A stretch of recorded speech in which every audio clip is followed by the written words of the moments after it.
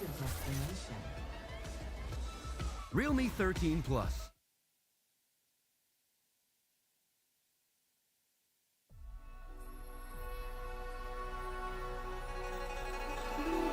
Among the legends of Zhuan, there exists a woman only known as Zhuxin. With lantern in hand, her butterflies flutter with purpose, seeking wishes to fulfill. Some say she grants the wishes of children with childlike whimsy. Some say she can reunite those parted by death, if only for a moment to say their goodbyes. Some even say she takes pleasure in exposing people's true intentions. Offer that which is most precious to you, and your wish shall be granted. Such is the enigma of mortal hearts. For millennia, Zhuxin's lantern has eliminated the night. Yet none have been able to see what lies in her heart.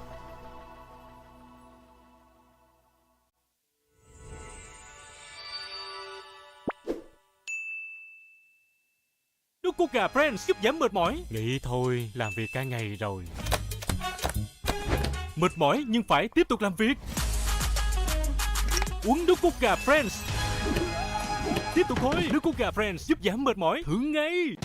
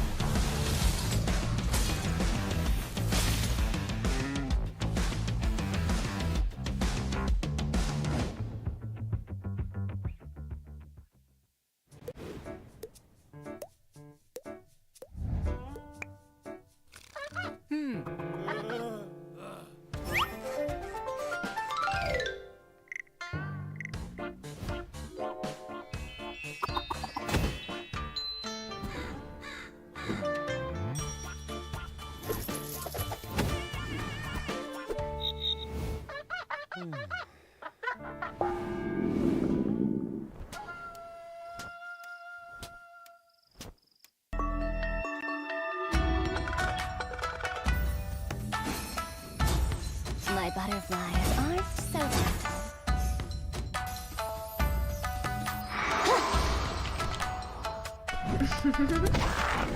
My butterflies are so gentle.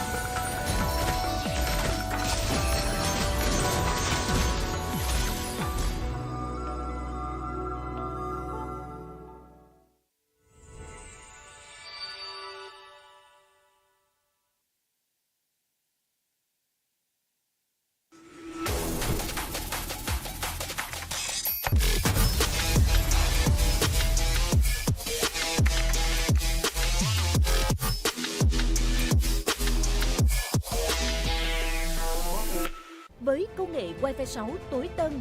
Gói cước Lux của FPT Telecom giúp gia tăng tốc độ vượt trội, mở rộng vùng phủ sóng thêm 50%, mang đến những trải nghiệm trực tuyến hoàn hảo. Từ làm việc, học tập cho tới xem video 8K, livestream, chơi game và hơn thế nữa, tận hưởng cuộc sống đẳng cấp với những giá trị xứng tầm từ Lux. Đăng ký tại shop.fpt.vn hoặc các văn phòng giao dịch trên toàn quốc. Hotline 1900 6600.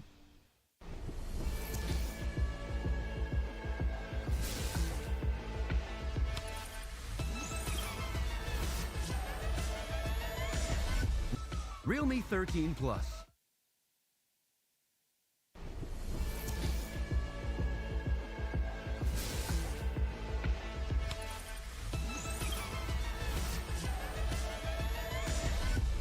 Realme 13 Plus.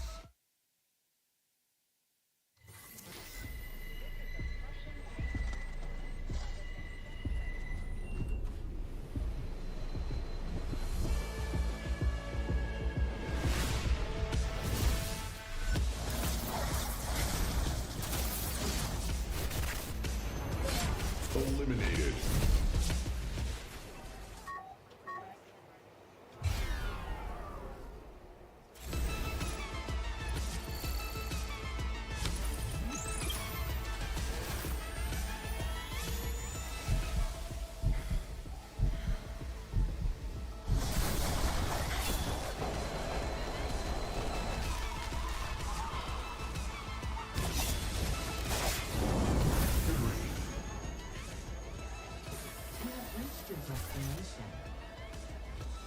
Realme 13 Plus.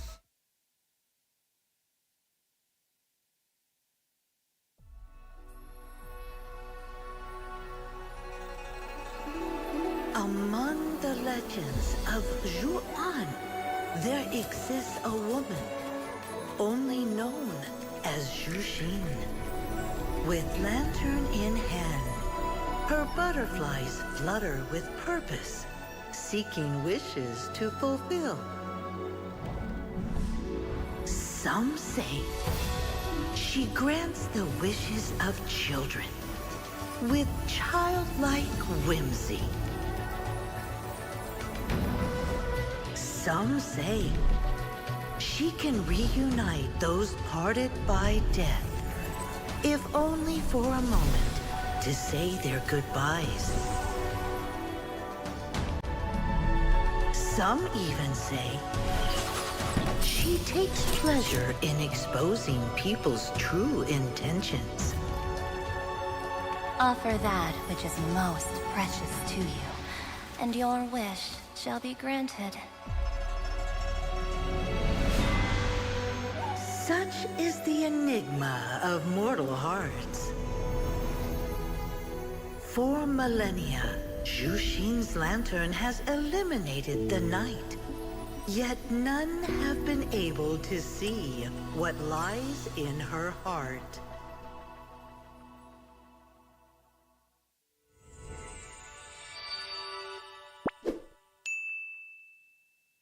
Nước cốt gà Friends giúp giảm mệt mỏi. Nghĩ thôi, làm việc cả ngày rồi. Mệt mỏi nhưng phải tiếp tục làm việc. Uống nước cốt gà Friends. Tiếp tục thôi. Nước cốt gà Friends giúp giảm mệt mỏi. Thử ngay.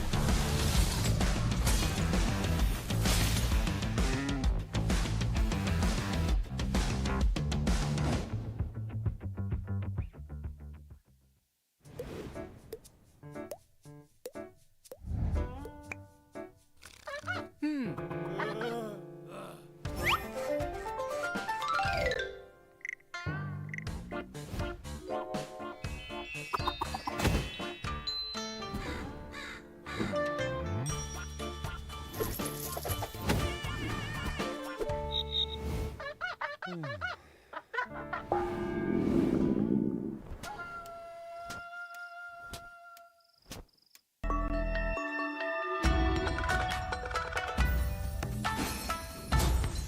butterflies aren't so gentle.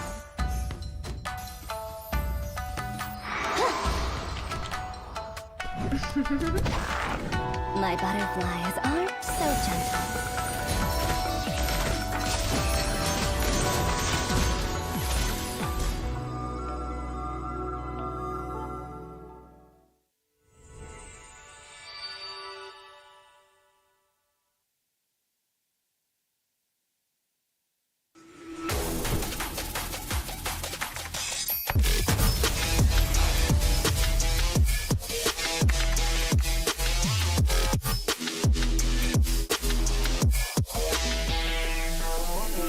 Với công nghệ Wi-Fi 6 tối tân, gói cước Lux của FPT Telecom giúp gia tăng tốc độ vượt trội, mở rộng vùng phủ sóng thêm 50%, mang đến những trải nghiệm trực tuyến hoàn hảo. Từ làm việc, học tập cho tới xem video 8K, livestream, chơi game và hơn thế nữa, tận hưởng cuộc sống đẳng cấp với những giá trị xứng tầm từ Lux. Đăng ký tại shop.fpt.vn hoặc các văn phòng giao dịch trên toàn quốc. Hotline 1900 6600.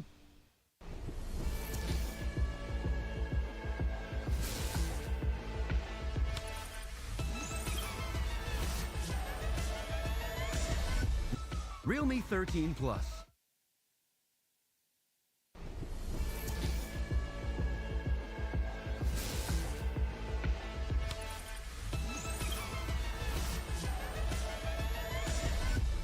Realme 13 Plus.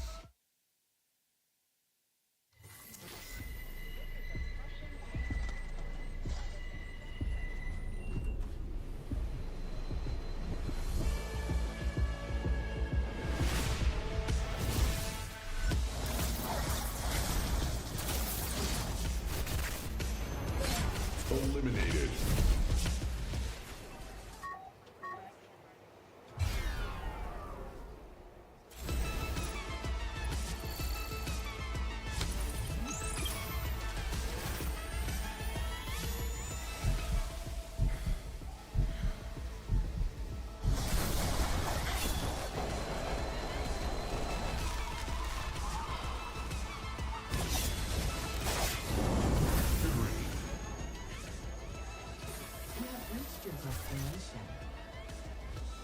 Realme 13 Plus.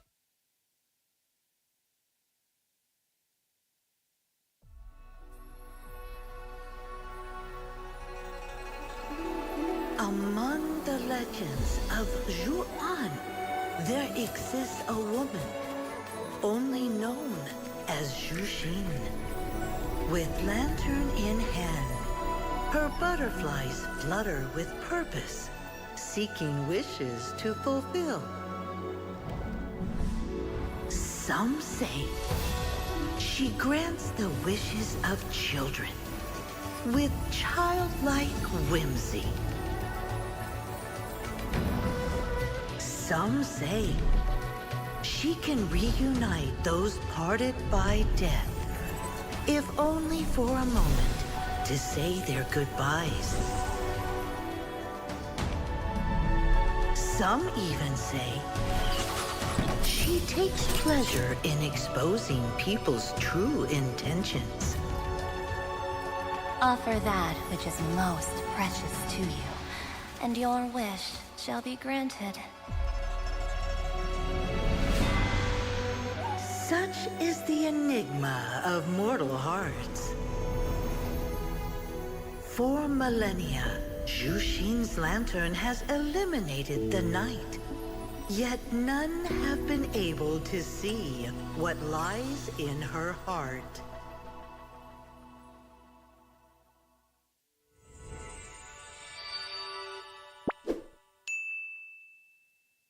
Nước Coca Friends giúp giảm mệt mỏi. Nghĩ thôi, làm việc cả ngày rồi. Mệt mỏi nhưng phải tiếp tục làm việc. Uống nước Coca Friends. Tiếp tục thôi. Nước Coca Friends giúp giảm mệt mỏi. Thử ngay.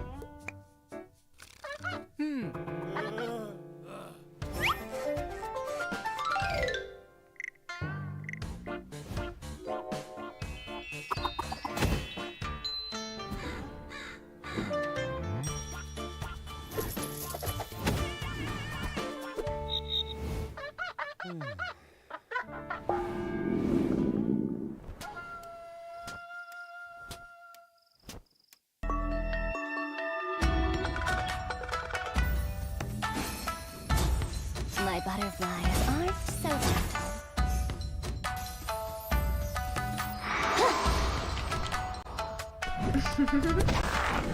My butterflies aren't so gentle.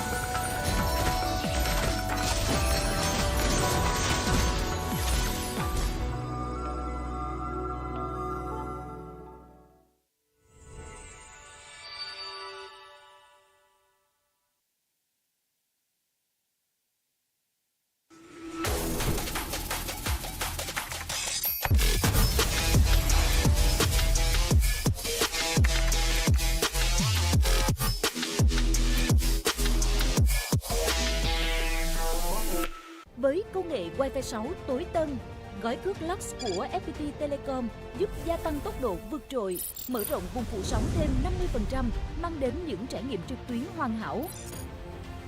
Từ làm việc, học tập cho tới xem video 8K, livestream, chơi game và hơn thế nữa, tận hưởng cuộc sống đẳng cấp với những giá trị xứng tầm từ Lux. Đăng ký tại shop.fpt.vn hoặc các văn phòng giao dịch trên toàn quốc. Hotline 1900 6600.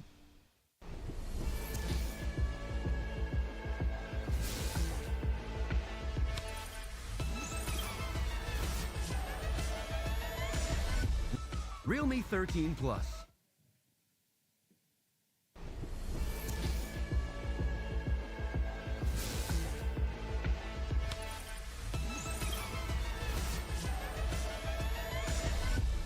Realme 13 Plus.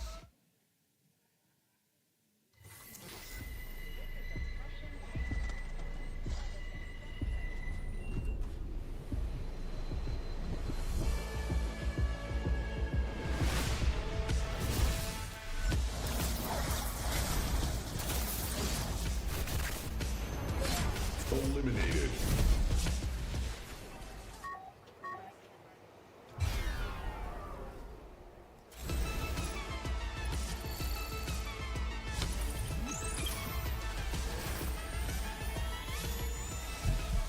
Quý vị và các bạn thân mến, chỉ còn ít phút nữa, vòng chung kết khu vực Mekong Challenge Cup Mekong Mccm sẽ chính thức bắt đầu. Xin mời quý vị và các bạn tiến vào khu vực sân khấu, ổn định chỗ ngồi để cùng đến với chương trình. Và để chương trình diễn ra tốt đẹp, rất mong các bạn chuyển toàn bộ điện thoại sang chế độ rung hoặc yên lặng, không di chuyển trên khu vực sân khấu và trước các máy quay trong suốt quá trình diễn ra trận đấu. Xin chân thành cảm ơn. Ladies and gentlemen, the Mccm Regional Grand Finale of the Challenge Cup Mccm MCCM is about to begin in a few minutes. Please come closer, take your seats, and enjoy every wonderful moment. To ensure our event runs smoothly, please switch your phone to vibrate and silent mode. Refrain from moving in front of stage and cameras during the competition.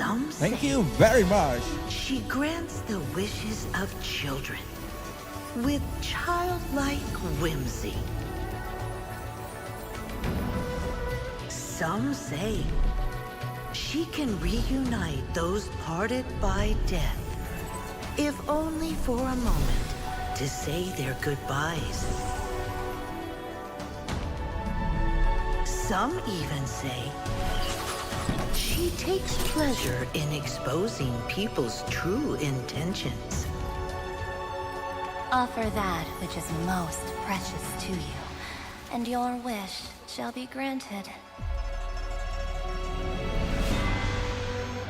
Such is the enigma of mortal hearts. For millennia, Jushin's lantern has eliminated the night. Yet none have been able to see what lies in her heart.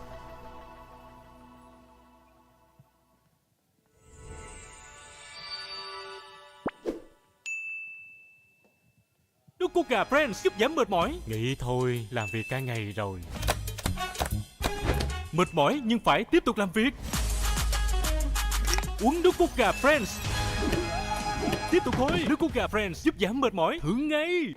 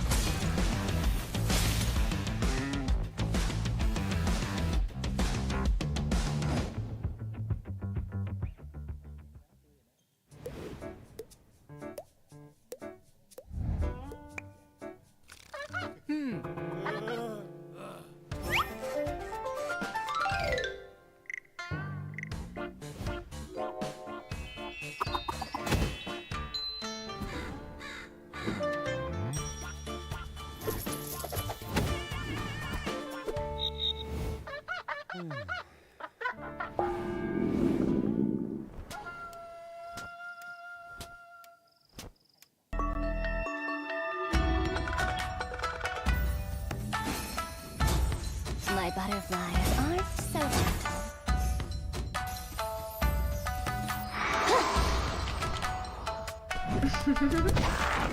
My butterflies aren't so gentle.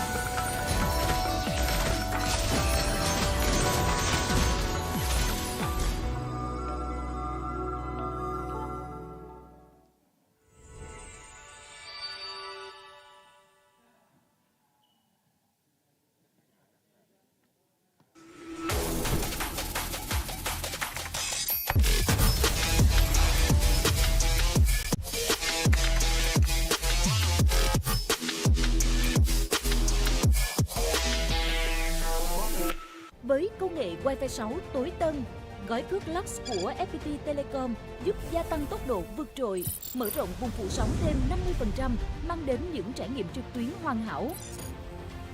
Từ làm việc, học tập cho tới xem video 8K, livestream, chơi game và hơn thế nữa, tận hưởng cuộc sống đẳng cấp với những giá trị xứng tầm từ Lux. Đăng ký tại shop.fpt.vn hoặc các văn phòng giao dịch trên toàn quốc. Hotline 1900 6600.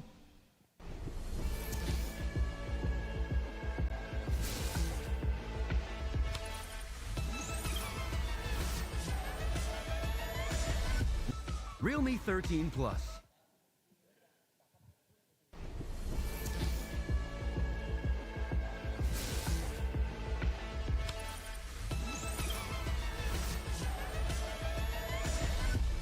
Realme 13 Plus.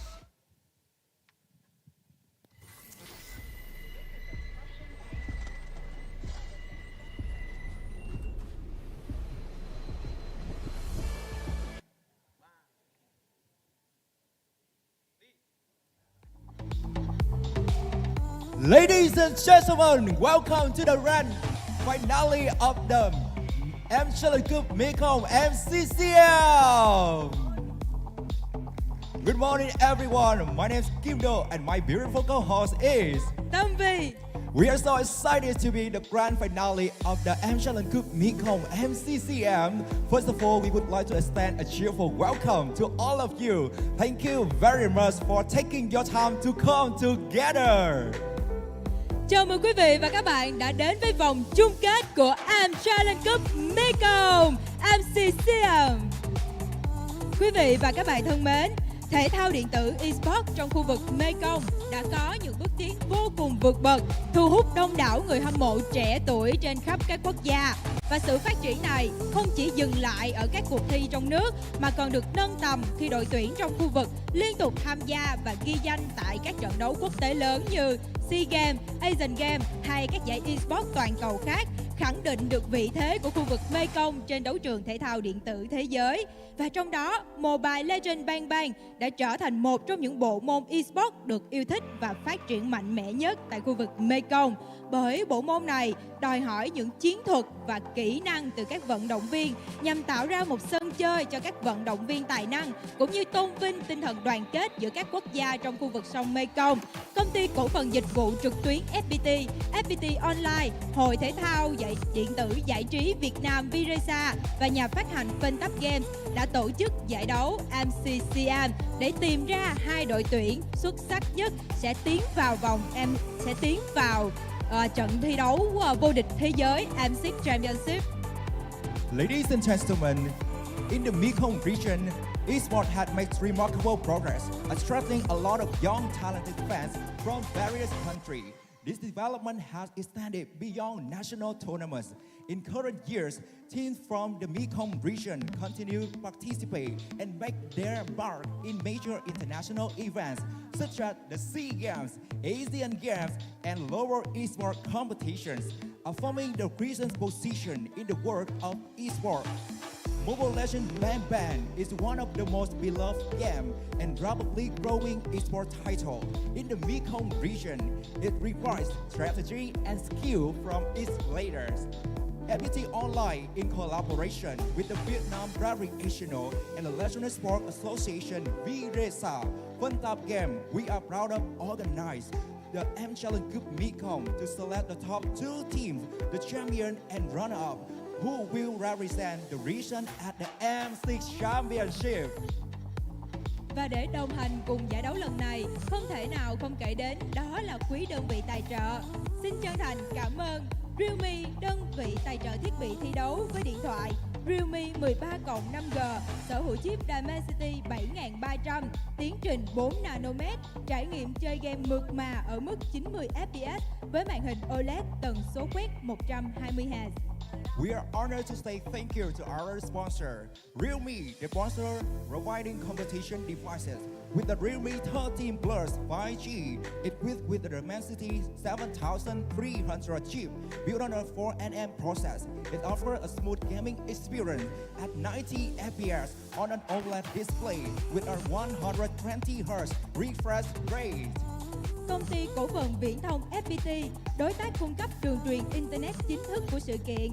FPT Telecom cam kết mang đến trải nghiệm kết nối ổn định, phủ sóng rộng khắp và bảo mật cao, giúp các tuyển thủ thi đấu thăng hoa. Partner FPT Telecommunication Joint Stock Company provides the official internet connection for the event. FPT Telecom is committed to experiencing stable connection, widespread coverage everywhere, and high security, helping players flourish. Nước cốt gà Brand có chứa carosin được chứng minh khoa học, hỗ trợ sự tập trung, tăng cường sức khỏe trí não. Brain's chicken acid containing carnosine is scientifically proven to support focus and enhance brain health. Vian Travel, công ty lữ hành top đầu Việt Nam, đưa bạn đi muôn nơi, khám phá thế giới theo cách của riêng bạn. Vian Travel is the top travel company in Vietnam, taking you everywhere, exploring the world in your own way. Một lần nữa xin được chào mừng tất cả quý vị và các bạn đang đến với vòng chung kết của khu vực Mekong Challenge Cup Mekong Mccm. Chương trình hiện đang được phát trực tiếp trên landing page của VN Express Esports VMC, trên trang YouTube Viresa và truyền hình FPT Play, cũng như các trang fanpage Việt Nam Gamers, Mobile Legends Bang Bang và MLBB Esports Việt Nam. Once again, a warm welcome to all of you joining us with the Mekong Regional Grand Finale of the Challenge Cup Mekong MCCM. Our competition live stream on the official landing page at vnexpress.net/esport/VMC, FPT Play, YouTube Viresa, and the following fan page: Vietnam Gamers, Mobile Legends Bang Bang, and MLB Esports Vietnam. Quý vị và các bạn thân mến, trải qua những vòng đấu đầy căng thẳng vào ngày hôm qua, chúng tôi đã tìm ra được hai đội tuyển xuất sắc nhất đến từ Việt Nam và Lào để cùng tranh chức vô địch cho giải MCCM lần này. Và ngay bây giờ xin được chào mừng lên sân khấu. Ladies and gentlemen, a big round of applause for two teams today. Nightmare Esports from Laos And Legend Esports from Vietnam.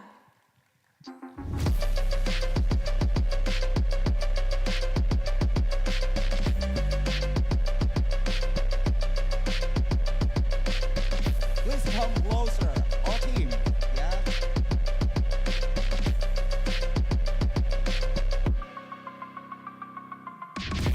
Quý vị và các bạn thân mến, hiện tại bên cạnh Tâm Vi và Kim Đô chính là hai đội tuyển xuất sắc nhất đã vượt qua rất nhiều đội tuyển khác vào ngày hôm qua để ghi tên mình vào trận vòng chung kết trong ngày hôm nay. Thì bây giờ chúng ta sẽ cùng nhau giao lưu với hai vị đội trưởng đến từ hai đội. Và hiện tại thì Vi thấy là Legend Esports là các bạn có vẻ như là tinh thần các bạn rất là sẵn sàng, đúng không ạ? Bởi vì Vi biết rằng là Legend Esports chỉ mới 2 ngày trước thôi, các bạn ấy đã vô địch giải VMC, và bây giờ các bạn nghĩ rằng các bạn có đủ tự tin để chinh phục thêm một giải vô địch nữa không ạ?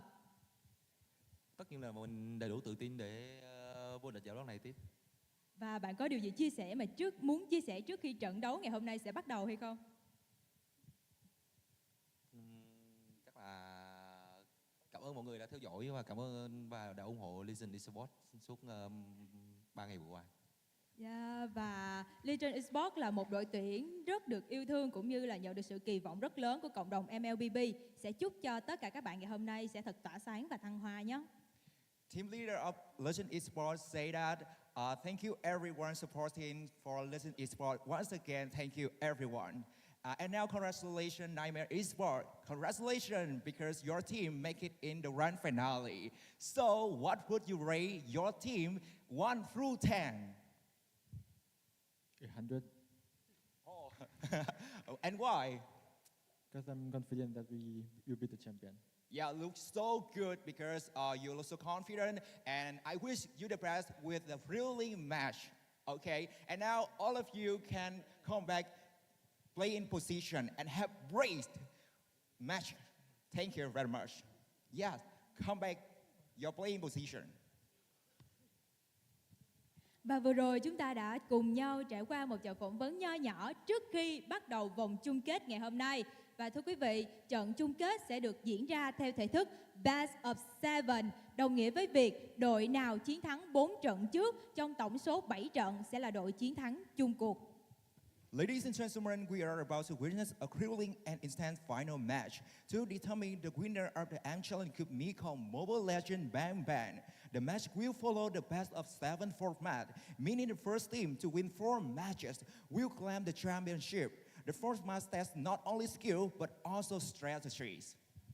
Và quý vị thân mến, đối với thể thức Best of 7, đây là một thể thức không chỉ đòi hỏi những kỹ năng đến từ các đội tuyển mà còn thử thách về tinh thần cũng như tính bền bỉ và tính thích ứng chiến thuật rất cao. Và để bắt đầu trận chung kết thì bây giờ xin mời đường truyền tín hiệu sẽ truyền đến với bạn caster. And now our caster will be bringing you the inside scoop of this thrilling match.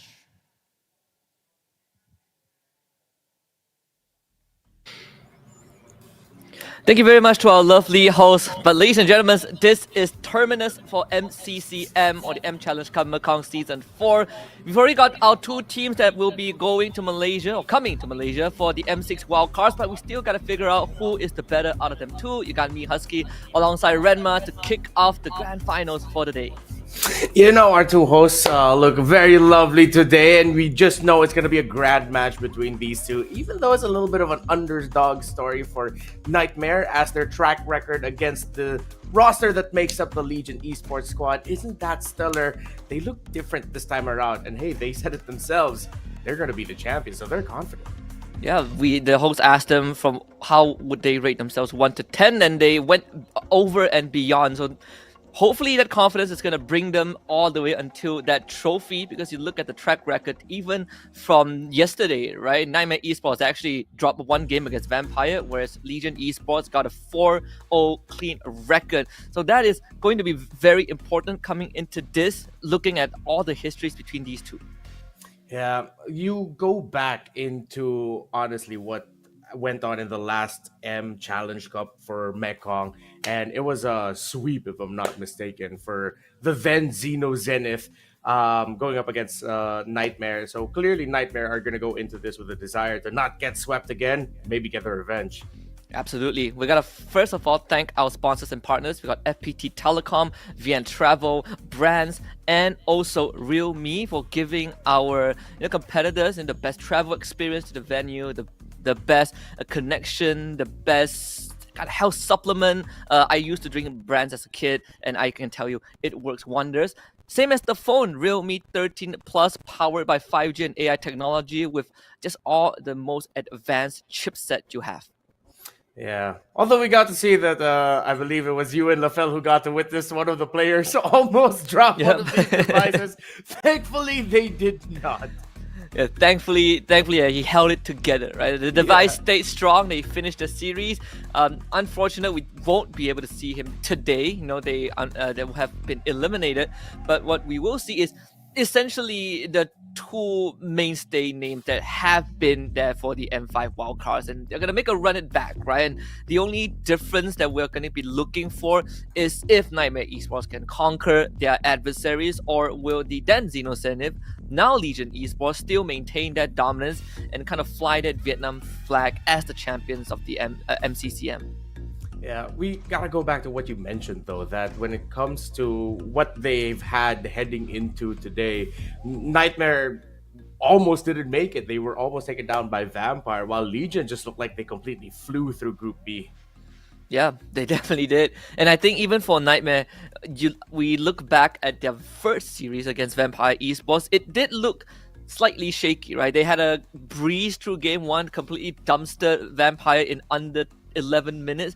But Game 2, Game 3 felt a bit closer than it should have been. Whereas for LG, it definitely felt like they were just going through a walk in the park. They took down 3V, then they took down T Final without really breaking much of a sweat. So I think the contrast between the journey of these 2 teams getting into the grand finals definitely felt like Legion Gaming had it slightly easier. Yeah. So now, if you're Nightmare, you're gonna be looking at Legion as it has to be a big reset. I know they're confident, and maybe, who knows, maybe that confidence and the belief in your own team might actually be more than just enough to finally slay the demon in Legion Esports, team that swept you in the last grand finals, who's been completely steamrolling through everyone in their group.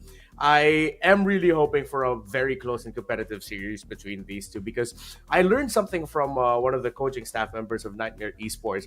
They didn't expect to defeat Leon. So apparently, Nightmare actually had a difficult time in previous tournaments against Leon. They haven't won against them. This is their first win against Leon in recent memory in a tournament. So they themselves were surprised that they made it this far. So maybe this is a completely different Nightmare Esports that we're going to be getting for the season. Yeah, and I think it's also pretty poetic when they took down Leon Esports, because not only is this team from the same region and it has been giving them a hard time, but also you have ex-members of Nightmare Esports, right? Again, unfortunately, you can't have that full reunion at M6. Some of them had to go. So in this case, I think Nightmare Esports definitely proved themselves that they are better than they were. But whether they are at their peak, I think this is kind of the true test, right? They got 7 games potentially to prove that. Yeah, and they gotta prove it up against Legion Esports. As for the lineups, of course, it's Nightmare. It's Opper, Ninja, Soso, Kami, and Jasmine. You know who I'm looking out for here? It has to be Jasmine. I loved his performance yesterday as a Cho, as a Matilda. He really knows how to read the map and when to invade at the right times. It's like acupuncture for this guy, man. He just hits the right nerve. Yeah, just very accurate, surgical precision. But it's also interesting that they are fielding. They're not fielding too easy for Lexi. Instead, they're fielding their substitute, which is Ninja, which is something I didn't really expect for it to come true in game one. But perhaps this is quote unquote their version of a litmus test. Let's see how the jungle matchup is going to be and whether we need to field too easy for Lexi down the road. Yeah, but this time now for Legion Esports, Ninja has to go up against Joe, and he was the standout performer for Legion Esports yesterday as the Fanny, as the Hayabusa. There's a reason why we call him Joe God. He was playing like a god of assassins, and now look, it's him again. It's I think that's Sunshine with his bold prediction now going for 4-0. Oh boy, I mean, if Nightmare Esports have shown confidence, I mean, Legion definitely clapped back with their own. Interestingly enough, we actually didn't see too much of Hayabusa or Fanny play. I think, or at least for the first 3 series I did with Lafel, we only saw 1 Hayabusa and 1 Fanny, and it was a bit interesting, right? Seeing how the team, their understanding of the heroes and how they play around it. But that's one of the warm-ups. You know, if there's anything I learned in the past week is that warm-ups are incredibly important, especially for your wrist, whether you're doing sports, whether you're playing video games, because I'm now going through wrist injury and I hate every single moment of it. Yeah, so your wrist has got to be loose. I think that's something you got to learn from Daylight Husky. It's like that movement. Yeah, I've seen that in a few K-pop videos. I don't know how to do that. I'm not as avid as a K-pop fan as a lot of people around me, but that move, that's something I got to pick up. But we're gonna head into the drafting phase first. Instant respect ban, Fanny taken out, and Chip as well by LG. That one's not really a surprise. Yeah. We got to see Chip yesterday. He played 2 games, and I agree with Leo yesterday. I hope we don't see Chip anymore, because we just were reminded how chaotic things can get. It's like, it's the anti-MLBB hero Chip, because like you expect team fights to go a certain way. Suddenly, an ultimate completely changes the picture of that. You know, I'm actually quite surprised that Nightmare would respect ban the Fanny of Joe, because they can play the Matilda and the Cho. They can use those heroes to give Fanny a little bit of a harder time. But I feel like they saw Joe's performance yesterday and said, nah, I think we'll pass. Yeah, we'll pass. We don't need to take that risk, at least not. Yeah. It's not a game 1, right? Perhaps maybe when they get a victory or 2, then they will let loose a little bit. It also comes down to the fact that they're fielding Ninja for game 1, right? So you want to give him I suppose, an easier matchup, a more relaxing, more comfortable matchup to work with. Fovius, Suyo, also the common bans right now. I definitely a lot more standard compared to a lot of the drafts we saw yesterday. I think these 2 teams, of course, bringing in kind of the top standards for MCCM. Yep. Angela gets taken out by Nightmare, one of the best heroes that you can pair with a great jungler to be aggressive. But then, of course, that turns off any possibilities of Alice's or a very empowered alpha jungle. So the Fovius ban is usually a signal that the team is looking into picking up a hero such as the Cho, the Arlot, maybe even the Ruby. But for the first pick for Nightmare, if it's not going to be an assassin they're chasing like the Ling or the Haya, there's still a possibility that they could swerve and surprise with a high loss, even though that has dipped out, or a Khalid first pick. Oh yeah, the Khalid actually was fully banned out by Nightmare when they went up against Vampire. Banned by Nightmare twice. I think Vampire banned it once. And the Matilda, like you mentioned, is going to be that first choice, so we get to see Jasmine on it again. Legion, I wonder if they have a Cho for Nart available, but there's the Khalid. Nightmare doesn't pick it up, so Legion will pick it up, and they 2 power picks right away. So their pressure of the map comes from the EXP lane, and now comes from the Alpha in the jungle. So earlier you did say that the timing that Jasmine finds with heroes like Cho and Matilda to go for these early invades to apply pressure on these pressure points on the map. Yeah. Up against this Khalid and Alpha, does that dynamic change a little bit? Well, one thing that they can do is pick up a Valentina if ever they want to turn off the idea of a Khalid roam, because the Valentina and Matilda together actually mess up the Khalid after level 4. So then that puts it in the EXP lane. And even when you want to rotate as a Khalid, you just need to now pair it up with a roamer that can be aggressive, such as the Cho, such as the Grok, so that you're a little bit more follow-up. But Nightmare go for a little bit of a swerve in their drafting. This Benedetta could go into the jungle or the EXP lane, although high chance it goes and falls into the hands of the of Opper in the EXP, while the Eve turns off the possibility or will make a Harith Gold struggle if ever Legion decides to pick it up in this slot. I remember seeing that Benedetta jungle yesterday. It was once in the jungle and once in the, and I think once in the jungle and the rest in the XP. Yeah, 4 games in the XP. So the Claude would be the option. A lot more manageable. Got that mobility, the BMI to work around this kill box that Nightmare has set up, and then they go ahead and ban out the Natan. Not gonna lie, I'm already scared for this Eve. It came out a little bit way earlier than I expected. I really thought that would be a Valentina pickup, and those 3 picks already for Legion. Looking at it, I'm so sold, and I'm just looking at those 3 going, Coach, really? This is not gonna be the easiest game for me. You're gonna have to give me Peel. The EXP laner for Nightmare needs to be stronger. I think they have to suck it up, put this Benedetta in the jungle. They need a much stronger EXP laner.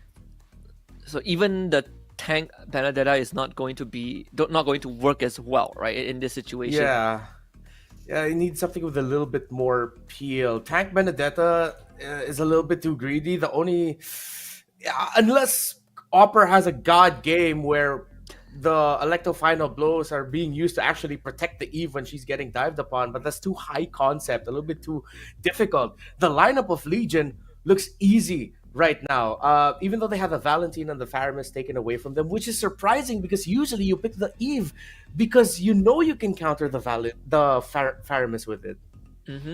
I think this is kind of Nightmare's way to remedy the draft that they are seeing right now, right? We drop a Vexana as the 4th pick for Legion Gaming, and now it feels very all-rounded. You have ways to make the life for Eve hard, great dives, mobility, tons of pressure, and now you sort of have your own anti-dive hero. Yeah. Strong scaling for Legion, considering that they picked a weak side gold lane, although the Claude's farm is a little bit, it's so much faster now, especially after with the adjustments of taking away his mana, and he can pick up the marksman emblem for him. For Nightmare, put the jungle Bene and then pick up a Terizla or something. You need a solid presence, but no, they go full damage. This is such a glass cannon. Yeah, full damage, and I think this kind of puts the burden back on not just Opper on this Benedetta, but also on Jaspin, right? Like, can you outmaneuver Legion Gaming with all these mobilities that you have? You know, the shadows, the Benedetta passive, and of course 1-1 hopping around. Legion responds with the Jawhead. Yeah, this is gonna hurt for Nightmare. I don't know, Utski, if I'm too crazy to think that, but I'm looking at the Legion lineup. That's a lineup to end the game before 11 minutes. I think the same as well, especially when it feels like Legion Gaming have all the answers to every possible permutation that Nightmare Esports brings to the table. It gives me the feeling that Nightmare, they're sticking with what they're comfortable with for sure, but it's also kind of the mechanics check, right? We might not have the best draft against you, but we're just going to try and outplay you at every single corner. Yeah, something about the Nightmare draft compared to, of course, the Khalid and the Alpha. I gotta say, their lineup can punish relatively well if you miss the Spear of Alpha, if you miss the Raging Sandstorm. They have the capability to actually shock and awe Legion, where if they don't get their initiation that they want, it's not gonna go well. But then they picked up a Jawhead who is quite literally an unstoppable force. Yeah, he's like, if you want someone to set up, I'm gonna do the job, right? If you want me to catch the 1-1, the Hayabusa, not a problem. So one way to find out is game 1. We got, again, Nightmare Esports on the blue side with the Legion Esports on the red. Both junglers starting on the orange buff. Gonna see if in the level 4 rotation we're gonna get a gank in any of the lanes, or if they're gonna go for the route of, you know what, we'll see each other in the river, where a lot of the aggression is gonna be there. It also comes down to where this Jawhead wants to go. In fact, I'm seeing the Vex. Actually, it is a bit of a lane swap, right? They put the Vexana up top, so you have Oppa having to deal with this Vex, who is just straight up demolishing the wave, and then you have Khalid sandbagging Soso in the mid lane. Yeah, it seems like this is something I've seen a lot from the Mekong teams, where they get that lane swap so that the Vexana, the mid will get level 4s early. By the time the fight starts, you'll get the Khalid or the fighter in the mid lane with level 4 as well, so that they can maximize their ultimates come the first turtle fight, and then we see them steamroll from there. I suppose also gives Legion Gaming a good tool to contest the XP crowd that we just saw. Just so much burst, and Oppa can't really walk up to contest this. So, I mean, in essence, I think LG has already gotten a bit of that control. They have to give away the Little Wanderer, but Nightmare Esports can't really get much done on both the side lanes. Yeah, I feel like there's a good sense of familiarity between these two teams with how they're positioning on the map right now. And again, we're going to be seeing another roamer pack Encourage. Oh, Meow. They're going to try, just have the quick send guard, so Ninja will commit the shadow kill, just gets eaten up. Not really too big of a problem. Now without the Hayabusa, it's going to be a bit of a struggle for Nightmare to contest the turtle though. Oppa commits the electro final blow, forces out the flicker from Hey. It's going to be a Raging Sandstorm into an RWM as a response from Nightmare. Somehow they get the turtle, but they end up losing 2 of their members. Jasmine with the circling ego secures an even trade for Nightmare, so it's a 2-for-2, but turtle for Nightmare Esports. Exactly what we were talking about earlier. If LG don't get that initiation that looks good for them, they get punished. That was a perfect real-world manipulation by Soso. Even though Hey almost took down Opper single-handedly, Opper got to recover, placed down a great Electro final blow to push the Vexana out of position. It forced reactions out of Meow, Joe, and Nart, which led to Ninja living up to his name with a hero. I think it's more than just a comfort. I think he was born to play the Hayabusa. And his name says it all. Without the ultimate, not a problem. So it's not, there's no gold lead at this point yet, but the fact that Nightmare was able to get away with an even trade against LG, who kind of set up that ultimate resource advantage, that's already a good sign. Perhaps they can try to go into Soso. Mel jumps onto him, and the Spirit of Alpha, Soso with the flicker, turns around with the RWM. Unstoppable Force commitment, they really want him dead, and they will get it. With the Jawhead, Nar will commit himself, but we sacrifice over to Ninja. Roam for mid trade. Balances out the results of the first fight, so no clear winner there. As we look at the items right now, on the way to, I believe what that would be a Genius Wand that Soso will be rushing unless he's going to swerve it. While for the two junglers, still relatively close in the gold. No clear advantage between the two gold laners, although of course the one already has corrosion. Oh no. Oh no. Second death for the Ninja. That was too good a read coming in from Legion, and not the start you'd want as the Hayabusa. This could make the second turtle a little bit tougher later on. Kind of caught trying to steal a camp without much info to work with. They do see the Jawhead bottom side, but the turtle is top, so completely opposite part of the map. We even have Meow just sitting in that bush at the purple, but making sure Ninja doesn't even have a chance to steal the objective this time. So securing Legion Esports hit their first turtle of the game. Yeah, and that was a good read by Legion. And Ninja, if he wants to be aggressive with where he's going to be going in terms of stealing the camps, I think he needs to coordinate that a little bit better with Nightmare, so that he needs to have someone to cover him. I know the Hayabusa has that great mobility to get away, but things like that led to a big loss. You lose a turtle, you lose your side of the jungle. It's now slight recovery mode for Nightmare. This next sequence cannot go badly for them, but Soul gets caught. Oh no. That's kind of the... In this situation, is the Flicker more valuable or the Purify? We're going to come back to that in a bit, because they do find a 1-1, even with the built-in Purify. It's not really enough. The BMI actually gets Daylight out, but he has the OG Shadow Q stick onto him. So it will be an even trade. Bot side, 4 gold later do go down. Legion Esports can't get more than that, but they sure as heck should be able to do some damage to that bot tier 1. Nightmare, I wish they had looking at who they have here, I get why they'd want to pack Flicker onto the Eve. There's a lot of repositioning that you can do with the Flicker, and it means that you can maximize a really well-placed real-world manipulation. But with so much crowd control for the bruisers of LG, a Purify in this scenario might actually would have fared better, but this is the situation we are in right now. LG just starting to throw bodies, and they can do so at this rate. They're really trying to catch Ninja, even with the Raging Sandstorm and the BMI. They use even the Blazing Duet, the commitment, just to make sure Ninja doesn't get out of that. Might get more than just Ninja though. Oppa now in danger, pulled away by the Guiding Wind. But like you said, Rema, LG, they are starting to just use their bodies as a means of offense.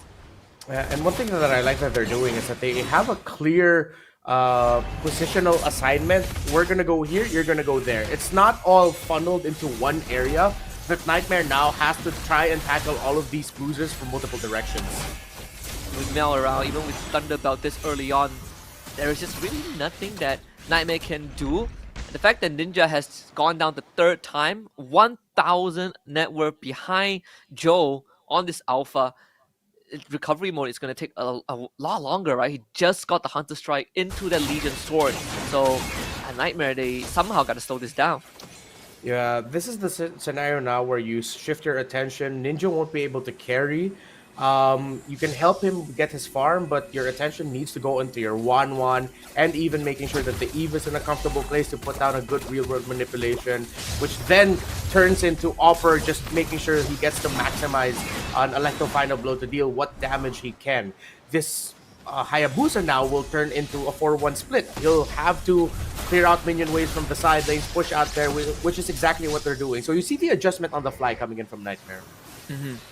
And they do have good heroes to do it, not just Hayabusa, but Oppa also can get it done. I suppose at the same time, the change of playstyle for Benedetta in this current meta, where you don't go for the Petrify, you do, kind of give out a bit of that instant crowd control or setup, but you get the durability to continuously just disrupt the backside. The Thunderbelt, like Oppa is trying to stack it up, but it's so hard to move into LG.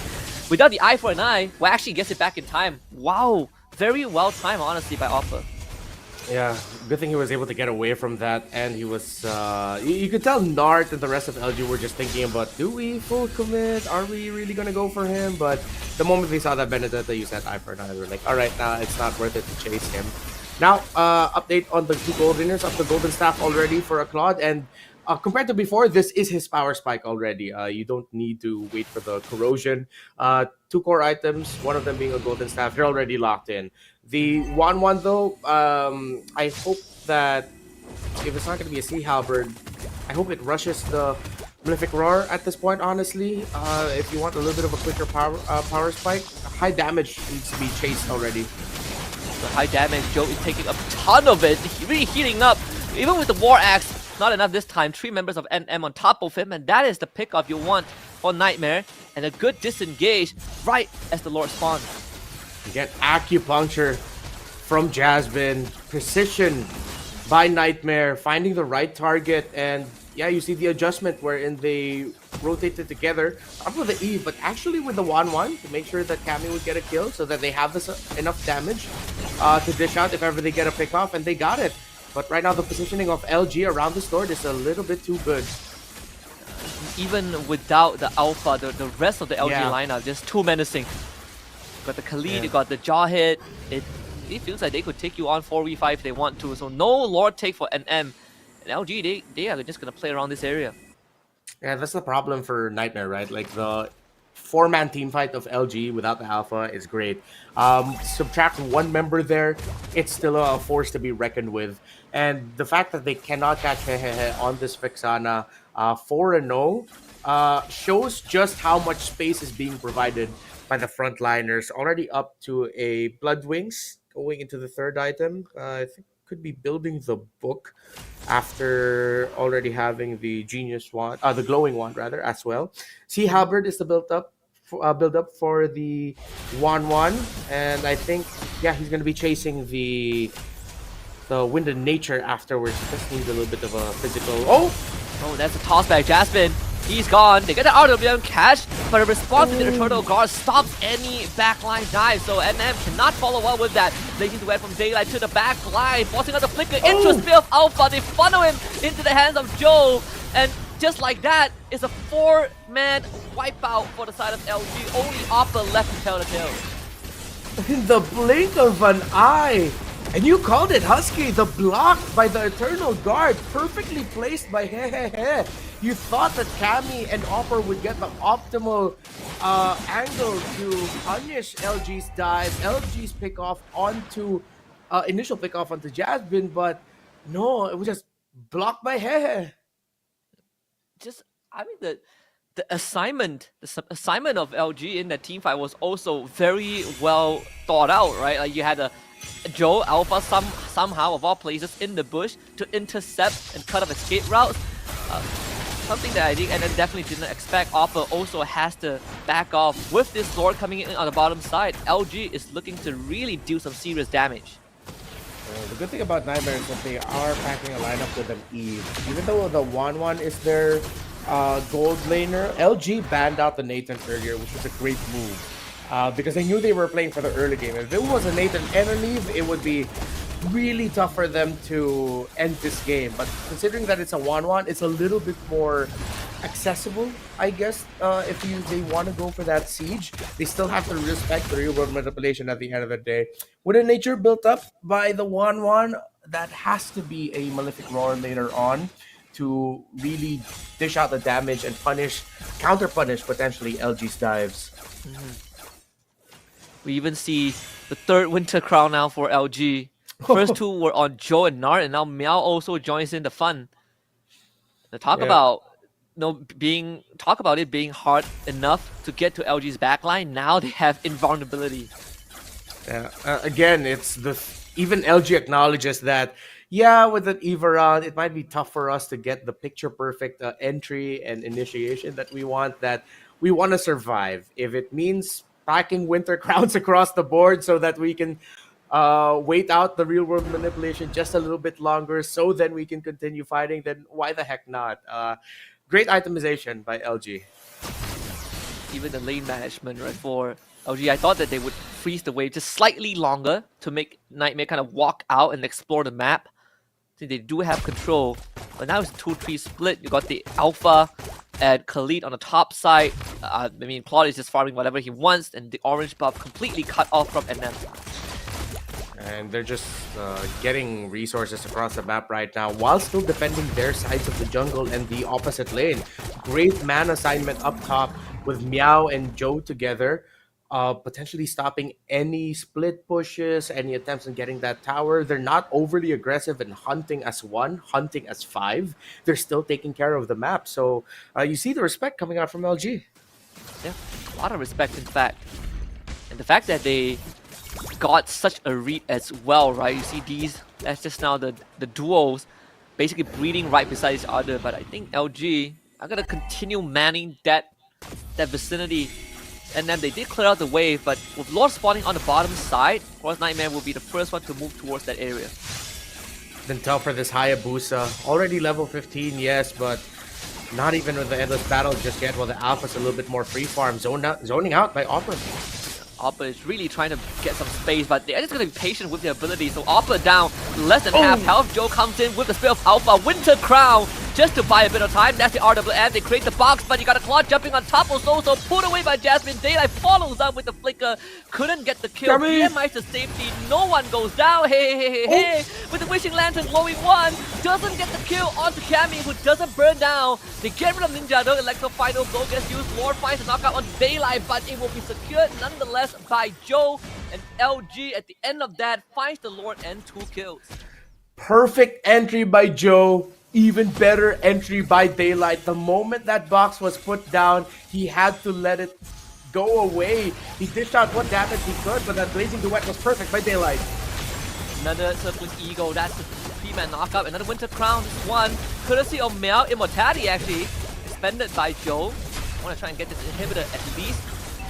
With the cannon and the Eternal Guard, 1 last shot and a new fresh batch of minion wave. Mid inhibitor finally falls, but Nightmare Esports, at least they hold on to the game. and do have that high ground, but it's at this point where this lead, with LG going to the 50s realm, Nightmare still at around the 40. They can afford one play of them just throwing bodies to try and end the game, whether or not it's with the Lord. If they don't get that, then they have to ease up. But oh wow, Nightmare being aggressive. Again, RWM, they really want to get so, but Daylight, he's uncontested. He's just kind of dishing out damage down to the backline. BMI Blazing Duet, this should be the end game. He finally goes down, but with the crossbow tank, maybe there's a chance for a turnaround. Cammy and Ninja trying to do their absolute best, but Mel comes in and turns it all around. And as best effort has not found any success, LG will be able to take game 1 for sure. A great attempt by Nightmare. Risky as it was, they just couldn't get the last man. They couldn't get Meow. Could not get him. Of course, Daylight with that superb plot performance is being an absolute menace. You pointed it out, Renma, at the start of the drafting phase when we saw the first 3 picks, that this plot is going to be an absolute nightmare for Nightmare Esports to deal with, and they just could not find a solution to deal with him. Yeah, first, I questioned that attempt by Nightmare to pull the trigger, but they knew that if they just turtled and tried to play from a defensive position, that there was that risk that Legion's just gonna throw bodies and win it. So they decided, you know what, let's go ahead, pull the trigger on this one. We see some key figures. It's just unfortunate that even though they got that crossbow of Tang off, the lead was just too much for Nightmare to handle. That even though they blew everything, they didn't have enough for that last man. They didn't have enough for the Khalid. Yeah, big part of that really comes down to not just the lead that Legion had, but again also Daylight's contribution in the team fight, right? Every time he sees the box, he's just blazing towards the back line, and most of the fight, Nightmare was just fighting with a man disadvantage. It really falls onto the shoulder of Cammy, who just could not do enough. But I suppose this one, it's still not the worst, since Nightmare has essentially 3 more games to go. You know, it's minimum 3 more games to go. So plenty of chances to make the adjustment. Yeah, they have a lot more things that they can do. And this is one of the reasons why we don't see Eve getting picked super early into the blue side. You still want to change the Valentinas, the Vixanas, the Auroras in case. However, I think Nightmare, their mindset into this, it's like we'll play with discipline, maybe a little bit more counter punchy, but then you see them still making the right decision where if they find someone that they can pick off, that they'll go for it. But up against a lineup that's built to destroy an Eve composition, I feel like there were some fights that they took that could have been more of like, you know what, maybe we'll just wait until we see the Alpha, maybe we'll just wait until we see the Claude. Yeah, I think it's also there's a lot more things to consider if you are a Nightmare, right? In comparison to what Legion has on their side, the bar of execution, it feels simpler. It feels like if I see Nightmare Esports, what I gotta do, Daylight, you look for the Eve. For the rest of the team, we just catch whoever tries to go and dive first. A lot of examples of that showed up, especially after that first Lord fight, where Daylight is just finding the best possible position for big ticket ultimates like this. Yeah, and this is LG. Even though they started it, they changed their approach and went for a counter punch. And this is the end of the game where we see the Khalid was in the thick of things, but again, you just had to commit so much. The Hayabusa was able to get a good pick off into the back. Hehe was down, but Meow just sustaining and healing through it. Joe wasn't there. Joe was alone, but he was still able to survive long enough and Meow to end it. So Legion so far still undefeated in this entire tournament. Well, this qualifies at this point, right? This is their 5th consecutive win if we just count from yesterday. But does this kind of fall into like the expectations of, okay, Legion is going to win in a dominating fashion? Does this kind of fit the bill? Oh yeah, it definitely does. However, I think it looks like that way because you said the key thing. Their lineup was simpler to pull off in this game number 1.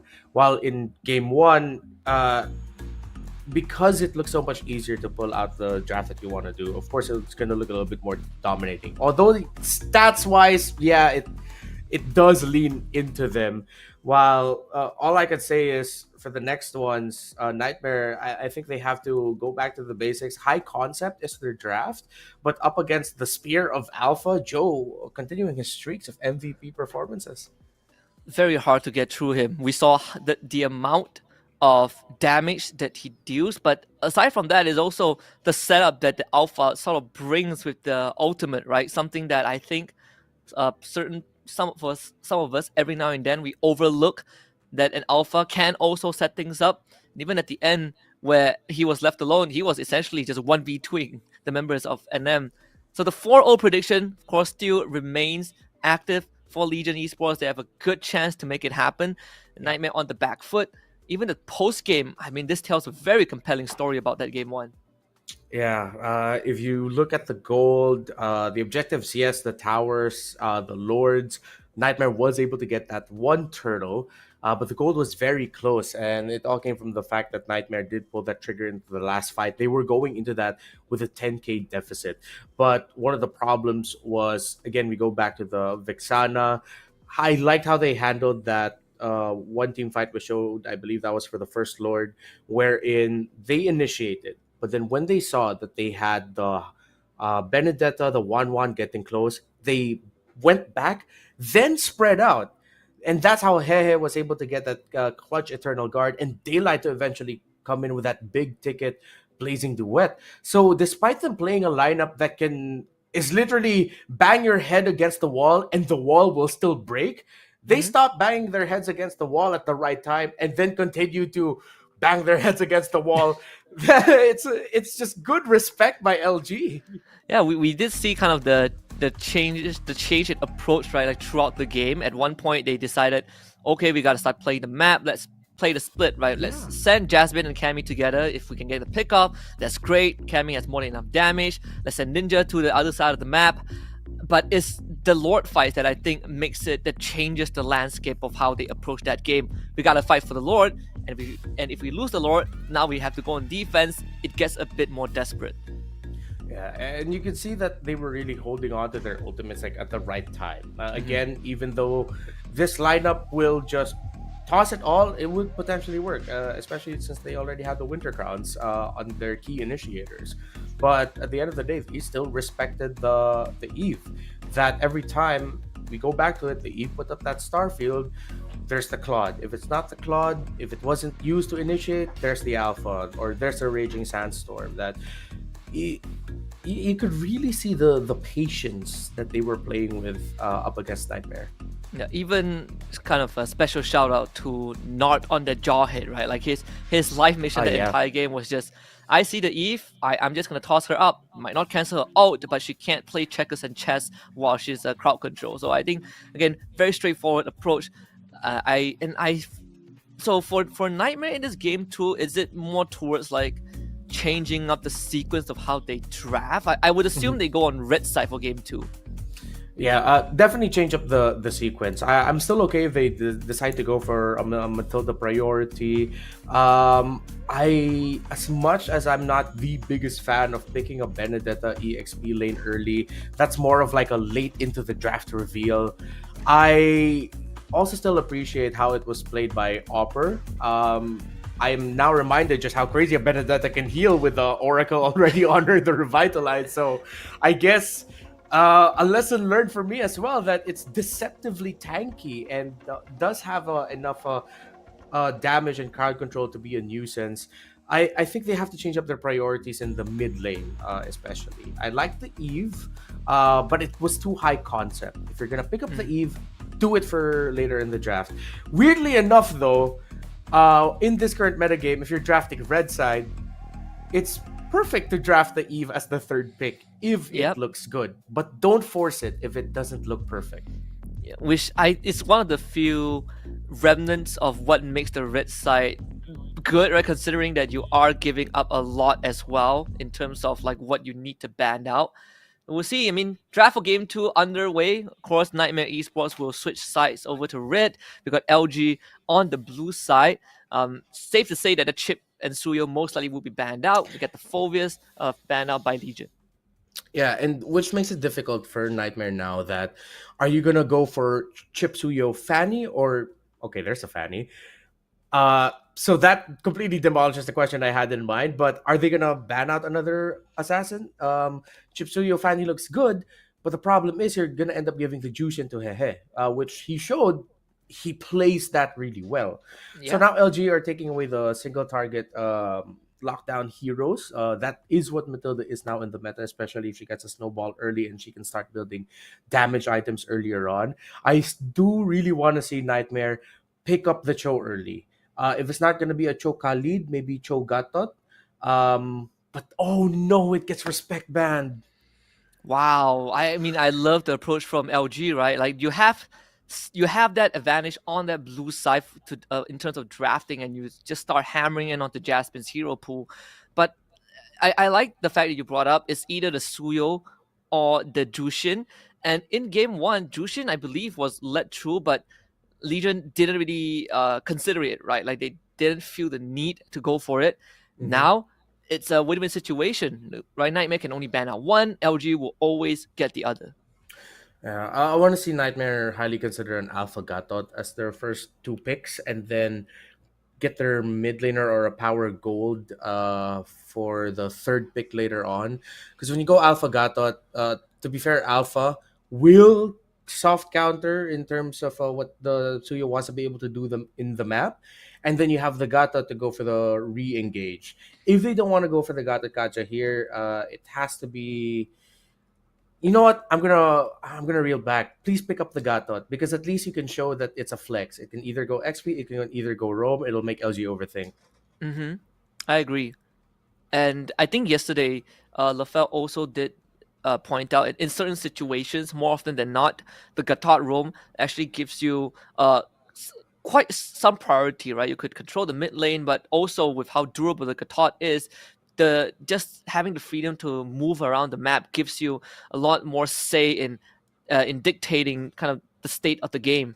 So the alpha does come out for the side of Nightmare. They pick the Okay. Khalid for themselves. Yeah, I wanted to suggest the Khalid as an alternative, but there was just something about the kit of the Gatot that I appreciated a little bit more. But you know what? This is okay. I'm not going to knock this. It still falls under the idea that you're going into the second phase. If you're not going to show the roam in EXP yet, that it's a flex. It'll make LG think. It'll make LG adjust. Here, though, Hehehe can pick up Vex Aurora Valen. Usually the picks that you want to go for if you're going up against heroes with a strong dive. So LG will take the Gatot away. And all those mages that I mentioned pair well with the Gatot, but no, that's confidence. Wow. Very That is confident. so much confidence taking the 1-1 for themselves. And I mean, we saw kind of the 1-1 as an answer or as a solution from Nightmare into the Alpha Khalid in game one. But in this case, it feels like there's just a bit more space for Daylight to kind of set up the crossbow tank and just using this Alpha and Khalid as that sponge to unlock the weakness points. I think Nightmare will have to consider picking up a Nathan earlier on. I don't think they have a Beatrix in their belt. If they're thinking for the matchup alone, they might end up picking Bruno, but that's a little bit too focused on the matchup. So they say, you know what, we'll round it out. We'll pick up our mid laner, we'll get the Faramis. That means we'll have to commit a Valentina ban into the next phase. So a good start, a much better start here drafting wise for Nightmare. While LG, they just need to supplement this 1-1 really well, which means that Nightmare might actually consider an Angela Valentina band just to take out the best things that you can pair up right now with LG. Mm-hmm. Because so far we are seeing kind of the idea, the concept of what Nightmare wants to play in terms of the team comp. This feels like they want to refine on what we saw in game one, where we see LG, we kind of figure out, okay, there's an opportunity to fight, but now we have an insurance policy to bail us out if things go bad. The Valentina ban that you pointed out is banned. And of course, LG actually banning out the Bruno just so, they gets a better matchup. I feel like the Bruno band's a little bit of an overthink in terms of the team fighting, because in the big picture right now, LG should be able to handle the Bruno. It's just that, yeah, the 1-1 might struggle in lane, but I think it's important for them that side lanes get a good experience, because that takes away the aggression that Legion wants to do in the center of the map if the side lanes need a lot of help. So, you know what? At the end of the day, I get it. I mean, with how good of a game Daylight got, you better treat him well.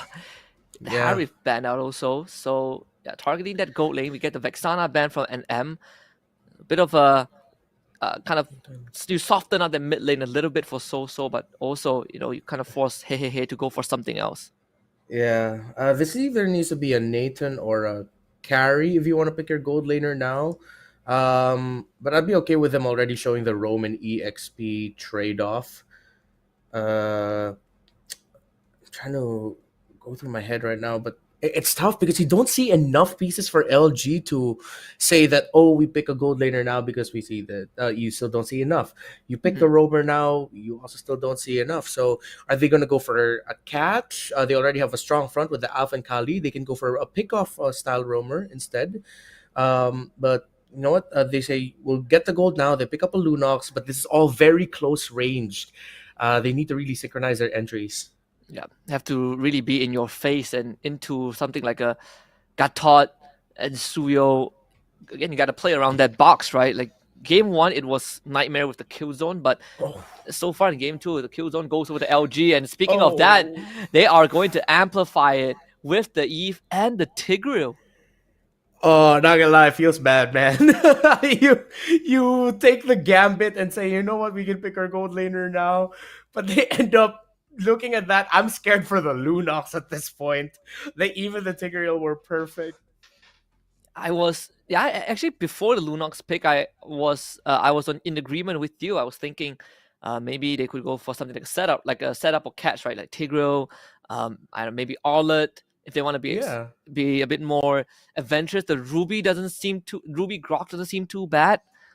But now it does make lives different, right? They end up with the Hylos instead as the roam. But the question is, how do you deal with this no-go zone that LG is going to set up? Yeah, I mean, the team fighting of Nightmare is very honest that if you're the Tigreal, you're just happy. Is that right? Are they gonna XP lane this Tigreal? No way, right? No way. I've only heard about it leading up to MPL Philippines Season 14, leading up to MYC. You guys are in Season 14 also, right? No, Season 14. Yeah. Okay, I'm not going crazy. I forgot about the whole MYSG count. That confused me for a moment. But yeah, wow. I actually get to see it for the first time. I've only seen it and heard about it in theory, rather, but never in action. How is this supposed to work? Like I assume, just based off of what I could conceptualize, is essentially a sandbag. You get decent lane clear, you prevent any sort of pressure in that lane, and then you just wait level 4. Yeah, it's the idea of the strong level 4 that if the Tigreal is not going to be single-handedly clearing out the EXP lane, he'll get a little bit of help and then make the Tigreal rotate with the rest of the team, so that you have 2 big ticket setups. Usually, teams would just take what we call the sane route and put the Gata Kacha in the EXP. But I like how Legion's got a little bit of loco on their side, that they said, you know what, we can Tigreal EXP. Yeah. We got time, we got games to kind of play with it, right? I mean, if it works out, then it would be. Is it really Tigreal XP? No. Okay. Yeah. They're not as crazy as we think they are. Although I do hope that they are. Yeah, exactly. It was getting to the point where I was hoping that I really hope it is EXP. But no, yeah, they go for the sane route, as we like to call it. And a lot of pokes against this Faramis. And yeah, in the mid lane, Faramis will need a lot of help to help manage the minion waves. Plenty of pressure in that mid side, right? Tigreal Eve is just tough for Sosa to walk up. And now this entire wave is going to get control. Whoa, Cammy. Dangerous territory. Joe has already hit 4, and if Cammy stays any longer, this is gonna be a bit tough. So let's get the help from Jaspin, but that's Revitalize out. Yep, big battle spell early on. Should be back. Oh no, it won't be back for the next turtle. That's gonna be a little bit of a problem, but nothing too big for Nightmare to handle. They can still contest and get this first turtle safely, considering that Legion will have their take wheel coming in from the top, and Jasmine's already gonna spot him out when he comes in. So they have positional advantage somewhat. I mean, we even saw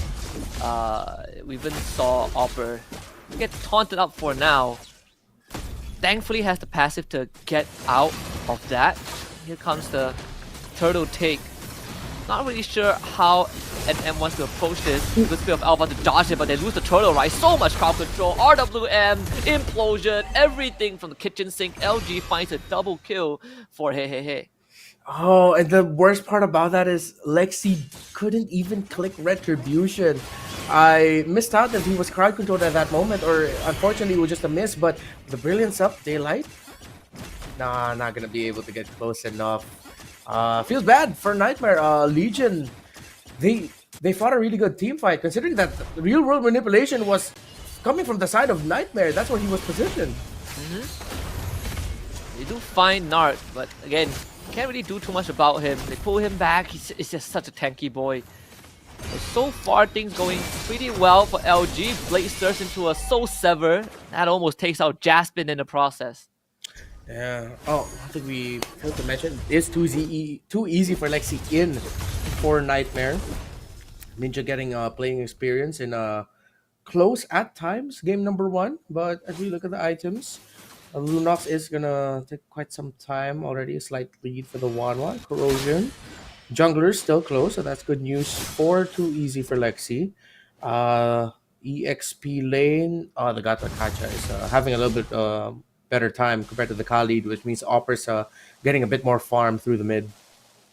I'm just gonna hit that Thunderbelt first. Kind of start off the stacking. I mean, Opera is definitely trying to move around the map a bit more, kind of utilizing the mobility of the Khalid to try and help the team.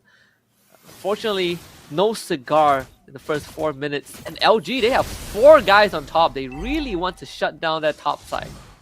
And they're doing so by managing the middle of the map really well. A lot of pressure. I think they can walk away with a kill. We'll see top side. There it is. Another round out. Instantly popped. Daylight just basically sticking onto them like glue as So goes down. Don't even need the crossbow tank for this one. Turtle will be gone on 2EC for Lexi, finding an exchange. At least they get an objective. And so the choice they made, they themselves could have picked up a Tigreal in the 4th pick. They went for the Lunox, the Tigreal was open, and then the Eve was. Oh my! Whoa! The Flicker Raging stands down for Oppa. Unfortunately, couldn't get a kill. But at least they defend the structure. All of that to defend. Are they going to try and chase? But no, Nightmare just was way too far to go for the punish right away. They're going to try and put more pressure on the top side. I'm not really sure how much they could get done. Glorious Pathway gets used as well. Nart instantly just knocked Jasmine back, but he's taking aggro from the turret. The Ring of Punishment actually ends up punishing him. Joe shows up. Gonna run into too easy for Lexi, but with the Quill, the Evil, NM has to back off. Yeah. NM did all of that, sacrificing Jasmine for the turret, and you know what? I wouldn't knock it. They already knew that the 1-1 was able to build a substantial lead, especially after the sequence up top. But the problem is they couldn't take care of their mid right away. Usually when you pull sequences like that, you have to back off quickly, readjust, go back to the middle of the map, and that was just a failure to acknowledge that they needed to protect the mid from Nightmare. That this opens up the map even more for LG, the fact that they were able to break the mid turret. Oh yeah, this basically forces NM to relinquish that map control. I mean, they did get the top tier 1. Cammy just continues to be under pressure, right? Like the fact that he can still stay within that under 1k deficit is pretty darn impressive, but I say that and he goes down, so well, now that deficit is going to extend for sure. And NM so far have not been able to find any kills, and with that top lane freed up, Daylight is going to be happy. Legion had one assignment. Oh! Wow, just again, press all the out buttons. This is Nether Realm, Insurance Policy, Expended, the big Soul Sever, Nart with the Sacred Hammer pull, too easy for Lexi now, too deep in, but NM have the power to brute force through a double kill, but too easy for Lexi before he goes down. Now tries to go for a taunt, doesn't get onto Jasmine, but with Daylight arriving, LG, unfortunately, won't be able to contest the objective. Okay, Nightmare. Good decision to just throw bodies, fight under the real world manipulation even. They were able to get some key kills, got a shutdown onto Jome. I believe there was also a shutdown on Nart. So that should help them chase up a little bit in the gold somewhat. And there is already a substantial lead for the Alpha compared to the Suyo. So that was a big move that I think Nightmare can capitalize on. They just need to recover. They just need to regroup and contest this turtle. If they can't contest it, be wily. If LG overcommit, they force the flicker. Wow, there's a second item, Wintercraft or 2 easy for Lexi. RWM again, crossbow attack, weakness points all unlocked. 2 easy for Lexi in the thick of it. Needs help from So-So. Oppa is just trying to take down all by himself, and he manages to do it. They were able to find the Nart. Wintercraft keeps Lexi alive, but he ends up going down. But boy, enough time for Oppa, who is just assassinating everyone. Cammy goes into brilliant form. Oppa slows down Jome, a flicker to avoid the arrow and bow. And Oppa, he is just doing mad work. Joe needs to get over the wall, finds shelter. But with Oppa and Cammy around, how is Joe gonna get out of this? Yeah, there's no flicker. He does have the ultimate, but I think that's darkness. Or does he have brilliance? Joe trying, Oppa trying. Here comes So7 heal, Blazers escape, Oppa takes him out, and just like that, Oppa wins the fight for his team. Nightmare showing some fight. I thought it was a little bit too premature to call that using the glorious pathway right away, but I think their condition was, hey, we see Joe up top, let's just go ahead and force this, and they made the most out of it. It's the flicker implosion, So will use the purify, and Oppa again going up the Eve. He is a man on a mission, but now he has to try to abort. Unfortunately, the enemies have caught up. He's just going to soak out the crossbow tank with the quick side guard. Jumps in, takes him down again. Oppa is a madman, but he gets the job done. Oppa has done it. Made me shriek like I just saw something terrifying. But no, I saw something hella cool. Nightmare fighting, but they need to recover. And the 3-man speed of Alpha with the nether round to keep Lexi alive, and now Cammy joins the fight, and Nightmare has just turned the whole game around. That was nuts. Nightmare, great understanding that they still had some utilities. I thought they were all out, but the moment that nether realm came out, that's why they kept the aggression. That's why they kept fighting, and that's how they got that Lord. Insane stuff for the side of Nightmare. They've not only gotten the Lord, but they've equalized the net worth. And Oppa, he is definitely a one-man battalion. We did see him get the Oracle at one point before the most recent fight. But I have a feeling he's probably gonna even consider the Winter Crown at this point. Yeah. These early defensive items are really paying off on Nightmare. Great adjustments and great faith around the nether realm.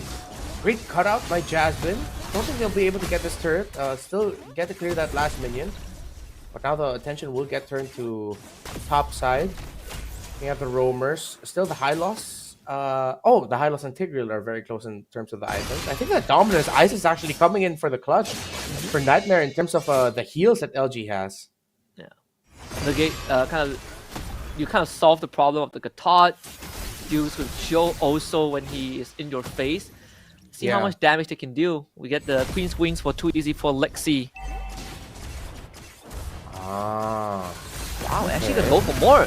Another RWM, then 1 mil. Flicker Implosion, only onto 1. Again, another round as the saving grace. Cammy jumps in with the Darkness, stunned up by the Blaze Surge, and unfortunately, Jasmine is just too far forward. Oppa was not dead. Ooh, not the best approach there by Nightmare to heavily dive that. Now a concealed play. Nightmare could actually get more, or LG can get more. Does Nightmare notice? I don't think they do. Now they finally spotted out the chase. Daylight's gonna be gone on Cammy, takes him out. At least the consolation prize, too easy for Lexi trying to survive. Joe finds the assassination onto Cammy. All while Oppa is just straight up split pushing the lane. Managing the sides. Great call here by this Kali, but again, even better call by LG to commit the conceal and commit the chase. They were eventually able to get Cammy. If Joe wasn't able to take down Cammy there, yeah, they got kills, but ultimately that wouldn't have been worth it because Daylight was already taken out. But since they were able to trade gold for gold and get a few more kills, ultimately that was a good play by LG. But now Nightmare with the continued aggression to pressure. I believe Joe was still able to get his purple buff though. So thankfully, Nightmare did take out all the altitude turrets, right? Or even the tier 2s that went down, courtesy to Offer, and set themselves up for the second lord of the game, which will be spawning on the bottom side, and that's where LG is. They want to get there first, make sure that they have the best position to launch that ambush. All they need is one good team fight with all the ultimate buttons pressed at the right time to basically take back the lead in this game. So now it's all about macro, a little bit closer to home, and I think what we're used to seeing in terms of how teams manage the map, when to play, or call for the right aggressions. I like the discipline, and even the moments where they say, you know what, we have to let go of discipline for now and come into play. Great decisions across the board, great trading for both of these two teams. And now Winter Crowns across the board for Nightmare. On the Khalid, on the High Loss as well. It allowed them to buy time. Aggression. They're looking for Hey, but that's a big AOG. A knock up on the tree. They want Joe dead, but Cammy jumps straight onto Hey to take him out. And now Joe wants to find the counter kill, gets it on the Cammy. The Nether Realm just a bit too late from So as Jasmine needs to run away, but without Cammy, here comes the crossbow tank. Leap into the air, takes out Jasmine. So also taken out by Joe. And it's just Oppa and Lexi left, but unfortunately they are not enough. Oppa forced to abandon the vessel. LG tried to chase him down. Daylight trying to catch up, but Oppa just a bit too fast. Kali just a bit too fast compared to the 1-1. And that was a great stop by two members, by Meow and Nart especially, getting a big implosion at the back, catching 3 members of Nightmare that stopped the flow of their team fight. If it wasn't for Nart and even Meow to dish out a good taunt to pair up with the implosion crowd control, the Nightmare would have been able to fight well and found the flow of their fight. But LG got the block and LG got the Lord. Again, the idea was we take out the Yi, make sure that there's no box to work with, but for the second fight in a row, Joe was able to get the kill on the Cammy. Really just illustrate how a paper this Lunox can be, and without Cammy, it's a big source of damage, man, and then it's just gone. Flora's gonna charge into the mid inhibitor. Flora's pathway laid down just to delay it. Unfortunately, not gonna do too much. The structure still ends up falling. Alright, good positioning by Opper. Once he showed himself up that he was behind LG, and when that tower was broken, that means that Opper could have gone in and initiated, so they decided to turn their attention. They went up top instead. Now they've refocused and go into the bot. This is just good management of the minion wave pushes that they have. Man, this Suyu does so much damage. Then RWM, Jasmine getting jumped on, pops revitalized, but just gets blown through Opper. With their Winter Crown, NetherRealm comes in to buy a bit of time, but it's a double kill for Joe already. I think they have found the endgame scenario, a double kill for Hey. He is tired of being dull as LG finds the wipeout in Nightmare space. They didn't need to full commit that. They could have just waited it out. Once those minion waves pushed in, that means that real world manipulation box would be out of position, but no, it was a perfect placement by Hey. And with that, LG weathered the storm and finds the victory in Game 2. Legion. Now, I feel like that was a bit of a warning shot from Nightmare, though, that, hey, if you think this is going to be easier than you thought, then think again. We know how to make risky plays that convert into us balancing things out or even taking the lead, but Legion also showing to Nightmare their decisiveness. That was a good decision to commit that real-world manipulation. The moment they saw that the High Loss was just slightly out of position, they knew that they could get one, and if ever that the members of Nightmare Esports fought under that real-world manipulation, that the placement was perfect. It was actually questionable for me that we saw Cammy go into that.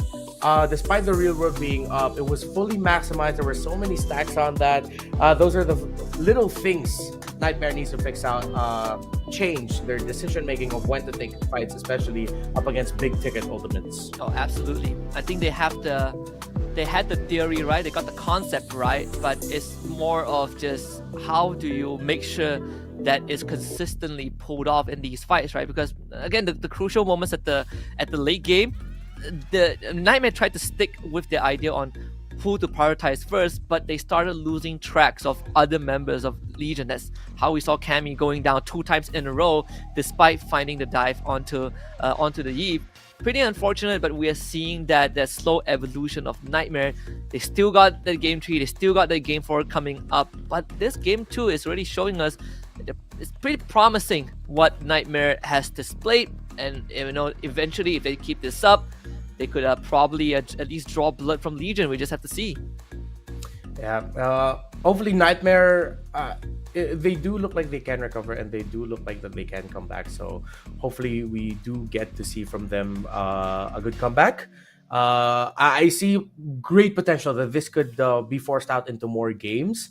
They just really need to talk to each other and really sharpen out when they will initiate some certain fights. Yeah, so really wanted to see if Nightmare can continue this. I think if there's anything, Legion, they're fine, totally fine, right? The gameplay so far is clean and crisp. They know exactly what to do, but it's more of Nightmare Esports being able to constantly adapt and evolve, still playing to their own ideal way of ML. I think that's what makes the team that much more unique. I do like some of the itemizations. I mean, Lexi going for a Winter Crown second item into a Queen's Wings, identifying that all I need is set up and buy time, and my team can clean it up. I want to continue this, but I mean, for me, play a fantastic game in game 2. Oh yeah. Yeah, you said it. He was a man on a mission. The mission was simple: find this Eve, piss this Eve off, and he was able to do that. But you saw that committing that meant that Nightmare really need to be able to follow up to their Khalid, and that's when Nart and Meow started seeing, oh wait, they'll always have like a bunch of them trying to catch up and chase. Maybe we can pick them off there. Yeah, well, we just have to let you guys relive that game number 2. We're gonna get to the highlights and just kind of see how that whole thing played out in a bit. Here it comes.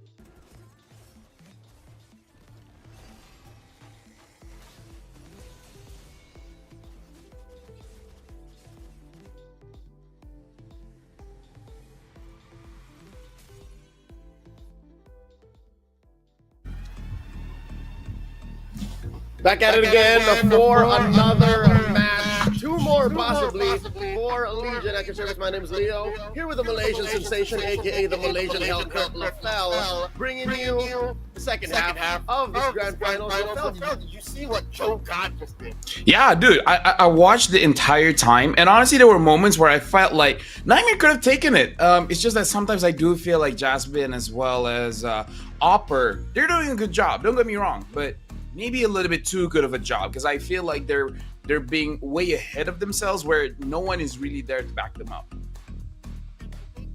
Got it right. The draft is also very important.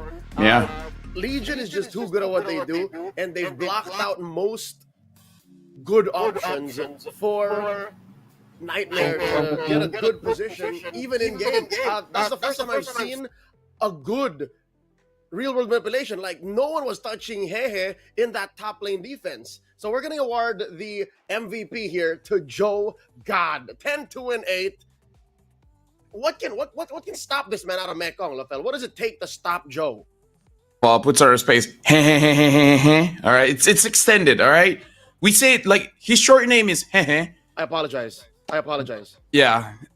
If you want more respect, just Mr. Hehe. Mr. Hehe sounds good enough. But yeah, Joe honestly seems unstoppable, and giving him a hero like Suyo kind of makes the game a little bit unfair. And I kind of feel like this is the situation where we're talking about the drafts. It looks a little bit unfair because Legion looks like they're a little bit more prepared, where they look like they've seen 3 steps ahead, where we're just going to pick up one good hero that's not going to get countered all that easily, and then the rest is just us countering you guys.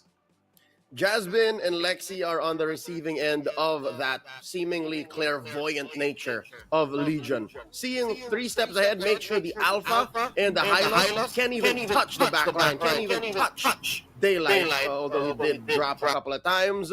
Lord Hehe as well, 3 this game, 15 minutes. But I don't know, especially since Lexi's coming in rather cold. This is a sub-in since Ninja played game 1. Going into game 3, I don't know if Lexi having the reps now, being, warmed up, will make a difference. I think it's got to come down to the draft. I mean, like, here's the thing, Leo. Like, they have to win this one because what other chances that Nightmare has a reverse sweep? When's the last time we've seen that happen? I don't know. It's never happened. Not in the last 48 hours, at least. Yeah, no. 48 hours, yeah, for sure. Never seen it. But yeah, honestly, for this match, Nightmare, they need to get their priorities straight because there are moments where I see Opper has his eyes on Mr. Hehe, and then the rest, I'm a little bit unsure of what their real target is. And think about this. The way that Sir Hehe plays, he's a utility mage. For the most part, he's the glue, not the hero, but, the one that holds together whatever craziness Joe God, Nart, Meow, and Daylight are up to. So if you attack that core, if you attack that soul of Legion, then you have the rest of the cores to deal with you. That's not a winning strategy. So now, I think Nightmare are just doing the most instinctual thing to do. Like, I understand they're attacking Joe. Yeah, by the way, just to let chat know, if you guys haven't heard of sarcasm before, hint. Anyways, right now we're jumping into the draft here where, again, Chip banned out. Perfectly understandable. Fanny as well as 1-1. This might be the first 1-1 I've seen ban, at least with the days that I've casted. They're just going for the scatter shot here, LaFell. They're just, pointing it in whatever direction they think there's trouble. So they take out Joe's Fanny. They take out Daylight's 1-1. Literally just happened about 10 minutes ago. And this allows for Legion to get real creative. They're just getting rid of options that will outright make them lose lineups. So again, Chip out, Jushin out. What this does show, at least, is some level of respect to Nightmare. Again, not to say what LG did against the final last night was disrespect. I'm just saying they know that Jasmine is capable of amazing chip plays. And even if it does remain open, they would rather not do nothing. I just wonder if LG is going to let the Suyo through just to see if Nightmare can actually do good on it. And I kind of feel like respect should be, shown towards Suyo because at this point I feel like most players, especially when you're in the grand finals, Leo, I'm pretty sure people know how to play the Suyo. So if they're not gonna ban out a Suyo and then they're gonna ban out something like the Phovius or the Khalid, then that's gonna be interesting for me, letting go of that master of everything kind of hero. And they're banning out a Cho, so the Suyo is open. Yep, Suyo's open, but the Mekong favorites that you mentioned are still out there. The Phovius, the Khalid, Narts, Tigreal. There it is. Meow. Meow gets his hands on the Phobius, and a Southeast Asian favorite as well. Everywhere you look, the Matilda is there, and Nart's gonna play it.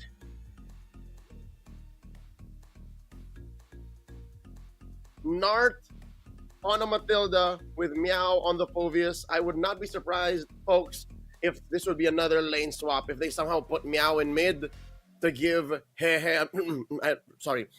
Hehe a better attack. And go in the XP so they can bully Oper. But now, ball is in Nightmare's court. What does Nightmare pick up? I reckon they go for mid. Pick up a mid now so that Sosol can hold it down and Lexi can have good rotations. I think that's the key. You don't have to go toe-to-toe with Joe all the time. And they pick up a solid flex in the Gatot. And there's... Oh, wait. This is not... Oh, I don't know, man. I don't know.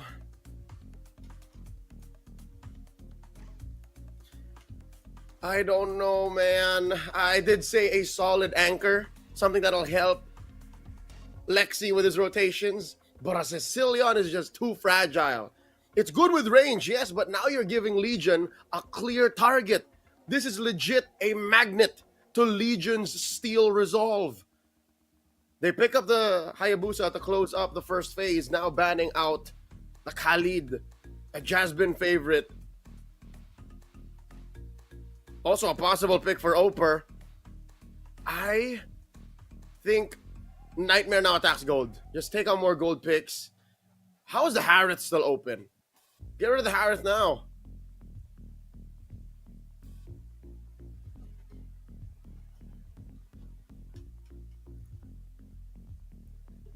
What was that, LaFell?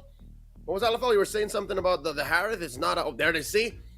All right, they respect the fact that Legion isn't just a Harith, isn't just the Mekong team. They might have a Harith in them.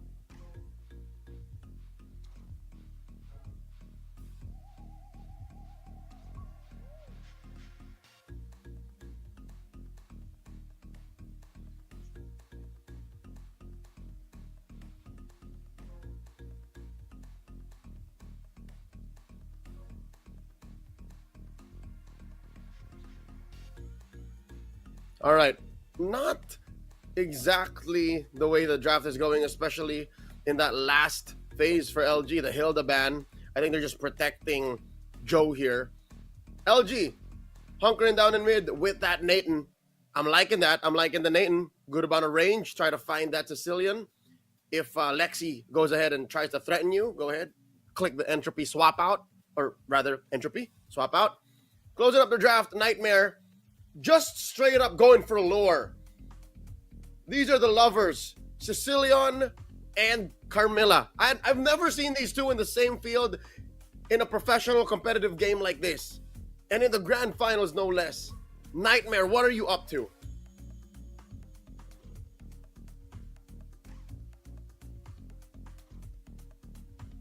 I can hear you. I don't know if chat can hear you, LaFell.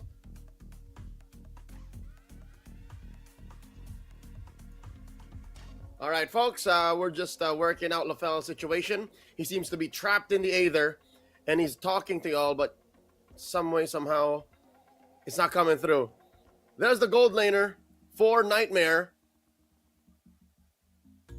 That's Cammy picking up the Claude, and Legion closing up the draft with Aurora. I like the Aurora. Definitely helps, especially when the Claude goes a dive in, when Suyu and Gatot goes a dive in. You can drop that Frigid Glacier on top of you and then get out of dodge. I don't know. Since this is it's a little cheesy, I'll tell you now. The whole Carmilla Sicilian thing, not exactly sure how that duo mechanic is going to work against Legion's very sound draft. This is a draft that I think would fly even in the likes of an MPL Philippines finals, an MPL ID, MPL MY finals. Like, that's how sound and strong this draft by LG is, I think they're going for the throat here. They might want to go for the 4-0.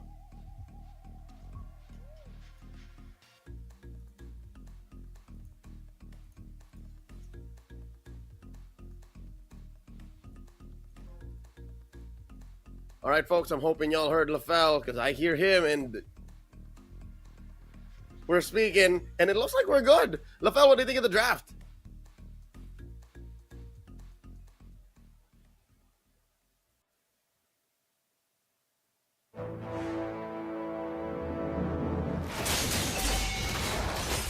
It's likely, again, the very sound approach by Legion, their hesitation to even acknowledge the cheese, their resistance to Nightmare's cheese.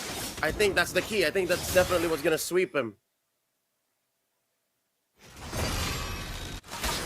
All right, looks like I'll be taking over for a bit. Ladies and gentlemen, welcome to Game 3. Nightmare of Laos going up against Vietnam's very own Legion Esports. Nart gets picked off. Lexi going ham. Defiant to the end. 2-0. We're far from match point. Not so fast, Nart. Not so fast. So far, quiet in the gold lane. That's close to where that first blood happened. Lexi now fast on the rotation. Going into mortal mode. Getting extra movement speed on that Suyo. Looking to affect this XP lane matchup between Oper and Meow. Folks, I may have spoken too soon. It seems like Nightmare have stabilized. 2 minutes in, and they're up by 500 gold. Nart once again, pressure by Lexi. In comes Joe, still no level 4. Got that stun, got that freeze. Jasmine recovered. Down bottom, Daylight, dueling against Kami. Now Joe has the level 4. Nart picking up some wisps. Kami going in, BMI. Joe comes through, and the juke coming in, shadow kill. Great use of the damage reduction underneath the turret. Nart gets punished again. 0-2. 0-2 on Legion's Roamer. Joe deep behind enemy lines. Oprah almost caught him. Meow coming through mid. A lot of heat, a lot of pressure coming in from Nightmare here. Up now by about 1,000 gold. Daylight in trouble. Gets caught by Jasmine. Wings by wings out. Guiding Winds, that is. I do miss Farsa. Another turtle spawning about a minute. Lower quarter. And there's a lot of pressure from Nightmare. Again, from mid. Now down to bot. Looks like they're denying Daylight of Legion Esports all the farm. And that's a good chunk. 1/10 of the gold shields from down bottom. Jasmine gets frozen. In comes the rest of Legion. Lexi backing off. Sever defending from the back. Soul farming up. Taking a good chunk of that crab. Threatening even the small camp take from Joe.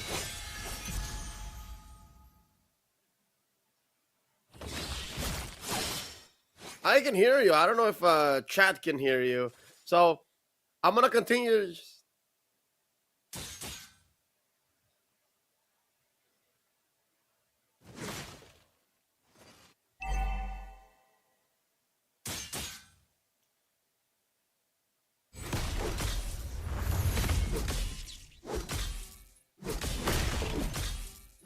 Yeah, and they traded one for a roamer too, and they're keeping it tight, like under 2,000. So it's respectable.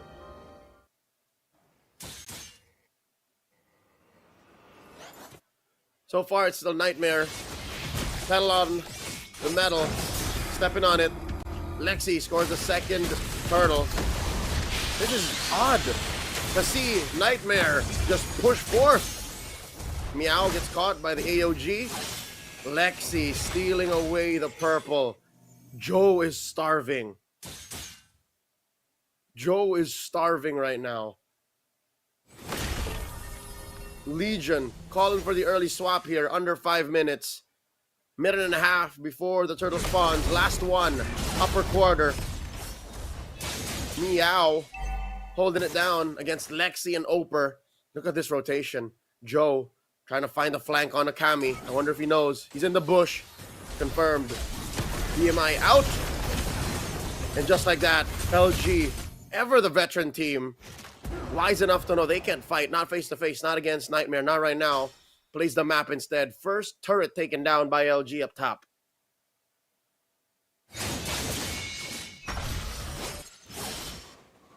So far, it's Lexi just taking everything he can from Joe, inch by inch.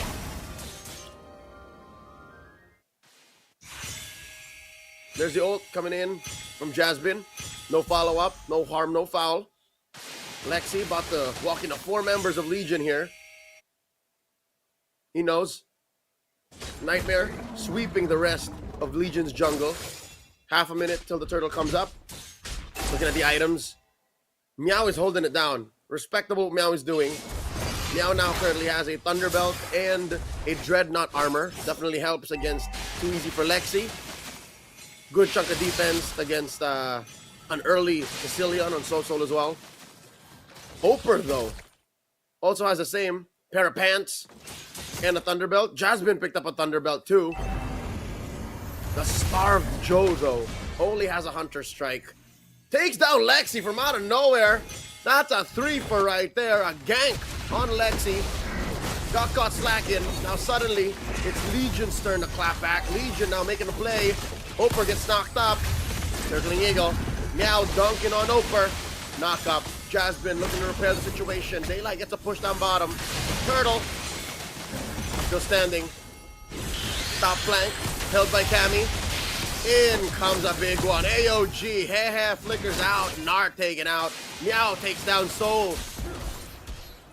Down to the left of your screens. Now Jasmine dashing around. Cammy gets caught out. Cammy gets squashed. Joe gets a kill. Now they turn to the turtle. Legion have stabilized. Legion back in control. Legion in the driver's seat. And it looks like the Vietnamese champions have come alive. Game 3. 7.5 minutes in. Took them a while, but now Nightmare are back to square one. Good stuff. Hello. We do have a sub joining us now. Husky. Thanks for coming in, bro. Yes, sir. Yes, sir. Got to keep the show going, folks. So, I mean, I've been watching this on the sideline, but just like you said, Leo, they have come back to life. Legion so far, again, maintaining that map pressure, but it's good to see that Nightmare putting out a good fight. I say that they have just lost So-So, and they might just lose Jasmine in the process. The love burst sent to the grave. Nappa barely making it out. Romeo and Juliet. It's old literature. And it's a tale as old as time. Look how they lay next to each other, inches apart. I don't think that's how they wanted it to go, but here we are. Oper and Lexi going for the defense. Legion Esports, how did they do that, Husky? How suddenly, while they were down almost 3,000 gold in the early game, they just suddenly clap back?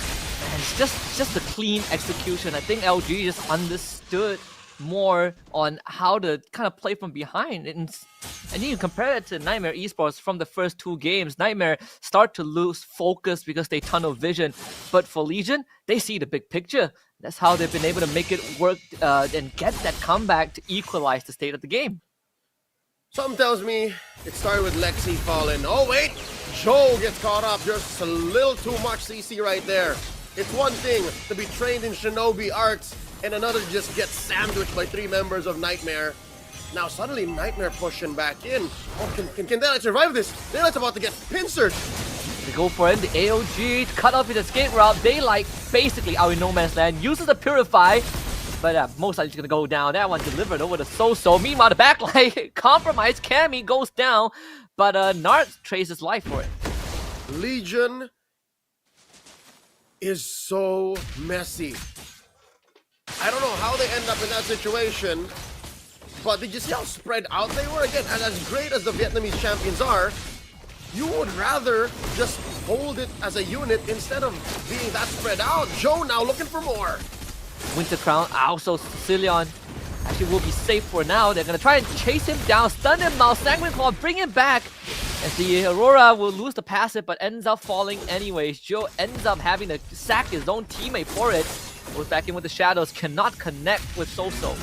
Same sentiments, Husky. Same sentiments. You're an Aurora. Why would you dive in deep without your peel, without your roam, hell, without even meow? The fight continues! Continues to want to dive this.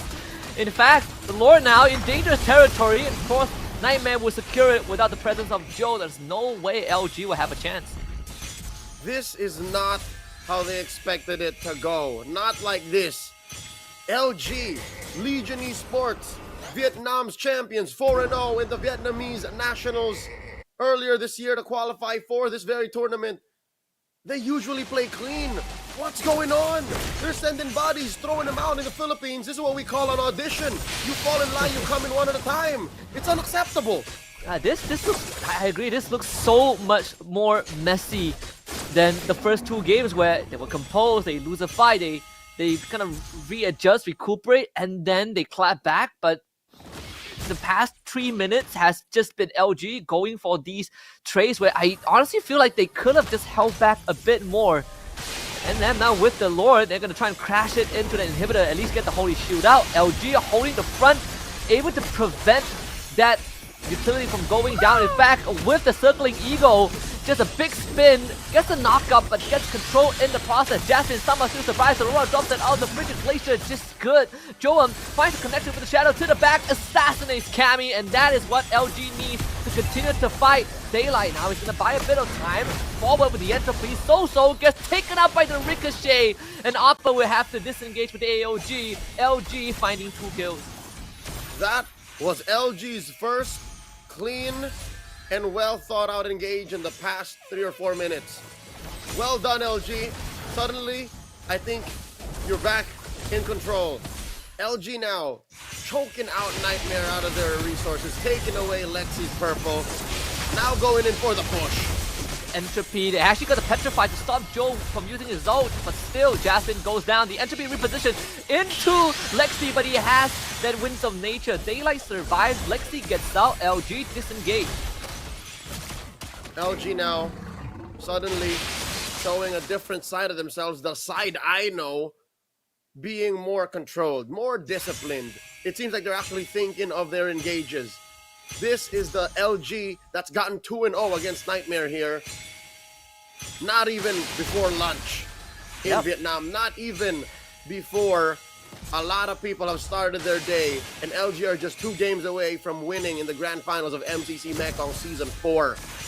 Husky, how does Nightmare come back? Because I think it's gonna a while for Soso to actually be online. Soso just takes too long. I know a guy that can answer that question. I think LaFell is gonna help me with that.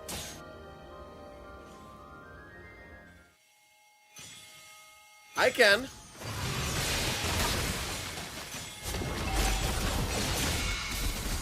So hold on, there's a fight easy for Lexi, actually taking quite a bit of damage, but the Hayabusa is actually has to get out of there because he almost died himself. So a little bit of a skirmish, but nothing really happened there. Joe, very, very close to death, living on the edge. Now Meow putting up a barrier. Jasmine and Oprah looking for an in. Oh, Lexi, look at Lexi!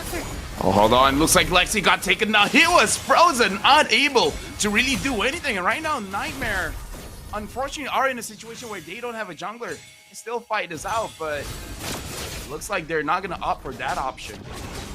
LaFell coming in, hot tag. So does the Lord for Legion. About 14 minutes in, just barely able to take down this inhibitor. Yeah, but right now, honestly, Leo, I gotta tell you, man, this 2,000 goal lead feels like 12 because honestly, at this point, Daylight having the Natan skills much more, even compared to a Sicilian. I mean, at this point, sure, the Sicilian's got items, but the Sicilian got stacks. I'm really not sure about that. And looking at his farm, he's just at 7,500, LaFell. 7,500. That's not even halfway through. He barely has 2 items. What? Yeah, and right now, Legion, they're continuing the siege. Able to take the top inhibitor. It looks like the Hayabusa goes in. The damage looks like it's not going to be enough. But Daylight, though, able to take down Opper. LG, at this point, they're playing as safe as they can. And look at that freeze! The freezing glacier hits onto tree. And right now, LG, they're in prime position to end the game. They take down Cammy. The minions are in. And looks like game number 3 goes over to Legion. It's match point. And just in time for you to witness it, LaFell. Welcome back. Legion, just one game away from taking down Nightmare, from taking the series in a sweep. And it looks like Joe didn't even break a sweat. Here's the thing, Leo. Before we even go to the in-game analysis, let me just say, come over to Malaysia. I'll treat you to some nice food. You deserve it, bud. You deserve it. You did good. You did amazing. Speaking of amazing, yeah, honestly, Joe, not just Joe. I would argue the entire team. I'm not sure what kind of air conditioning they have there, but yeah, none of them are sweating, man. All of them look very comfortable. You could have lied to me and said they just woke up from a nap, because that's how they look. They look refreshed. Well, actually close to the truth, because they're playing in Vietnam. This is the first time at least I personally are seeing them play on home soil. Like for the majority of the past couple of years, we've always seen them, out in Riyadh, out in Jakarta. We've always seen them in international events, but this is them playing in their most comfortable, literally in their backyard. Yeah, and again, this is quite the performance, because they showed quite good discipline. The way that they've been farming is, I would say, getting up there.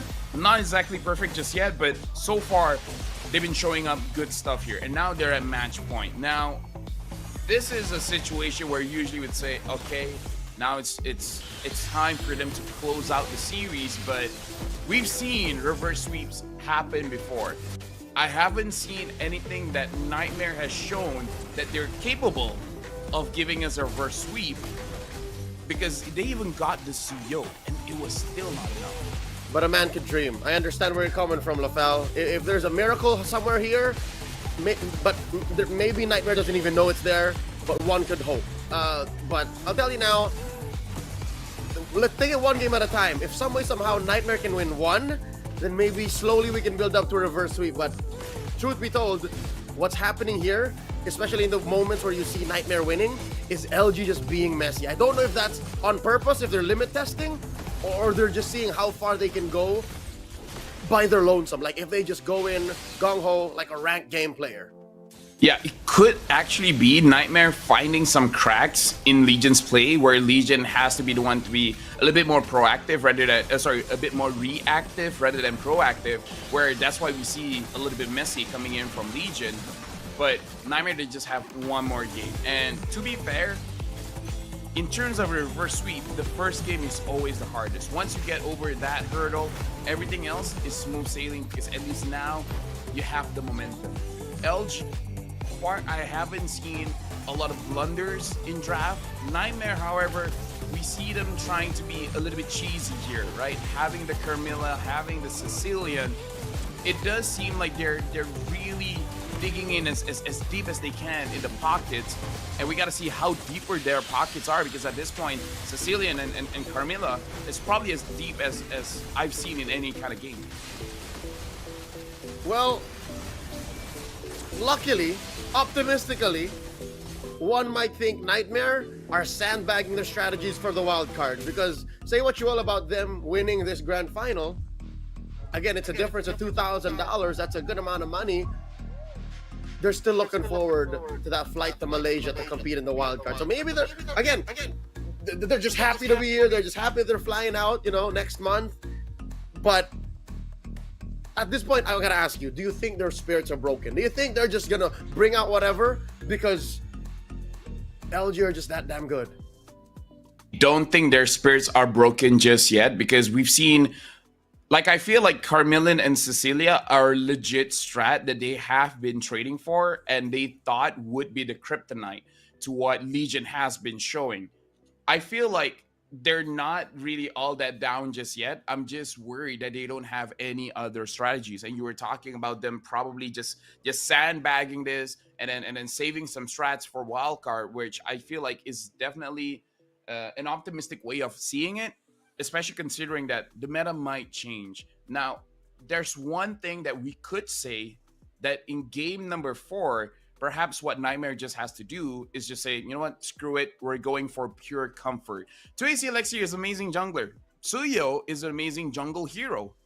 But maybe it's just one of those things where he doesn't have enough reps in. He doesn't have enough time on the Suyo, especially if most of the training time it gets banned out. So maybe they will just opt for, you know what, let's grab second pick and just get what we're really much used to.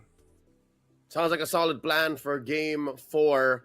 We are at match point. Legion here drafting a very late 2024 meta MLBB draft. Like when you look at the top of the top tiers, like that's what you end up with, you know, like whatever they have here. But for Nightmare, yeah, I guess number 1 is to play comfort. Again, you can play with these priorities however you want. Play comfort, or number 2, be fundamental. Like you know, think of your range, think of your damage profile, think of wave clear, think of your rotations, and then consider comfort after. So with that said, they'll have a lot of time to sit down and figure out how to attack game 4. Maybe start their campaign for a reverse sweep, but we will go in a quick break. When we come back, more action coming in from MCC Mekong Season 4. This is the Grand Finals. He's LaFell, I'm Leo. We'll be right back.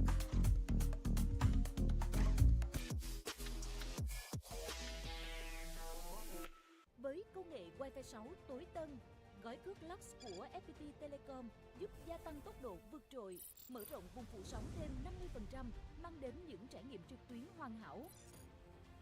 Từ làm việc, học tập cho tới xem video 8K, livestream, chơi game và hơn thế nữa, tận hưởng cuộc sống đẳng cấp với những giá trị xứng tầm từ Lux.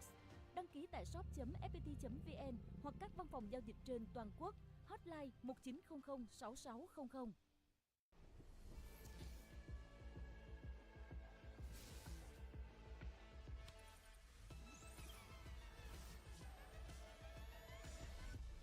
Realme 13 Plus.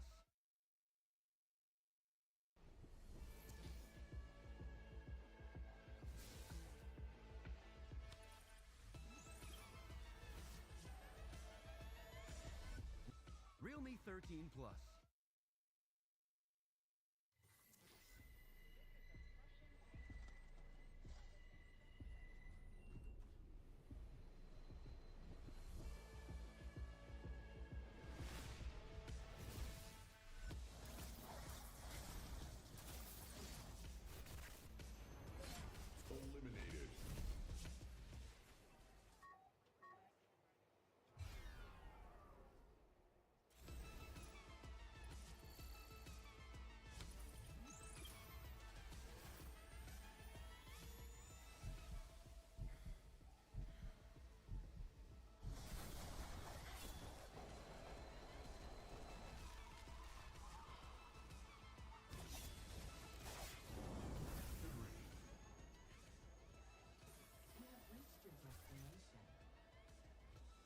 Realme 13 Plus.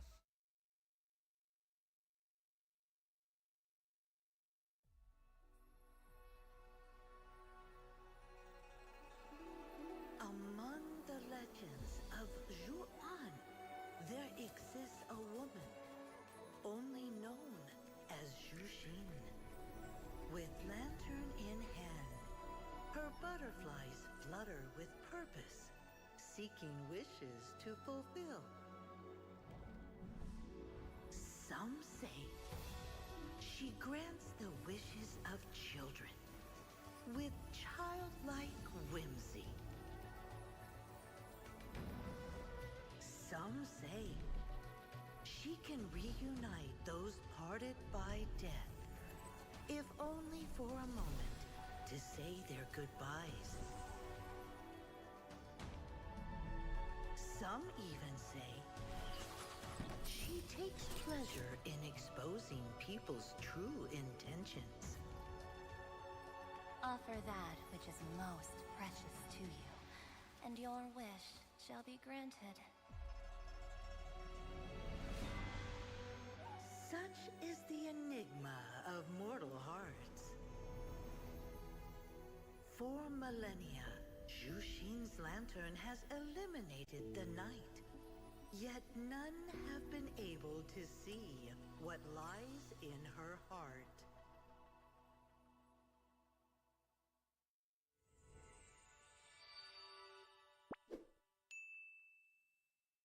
Nước cốt gà Friends giúp giảm mệt mỏi. Nghĩ thôi, làm việc cả ngày rồi.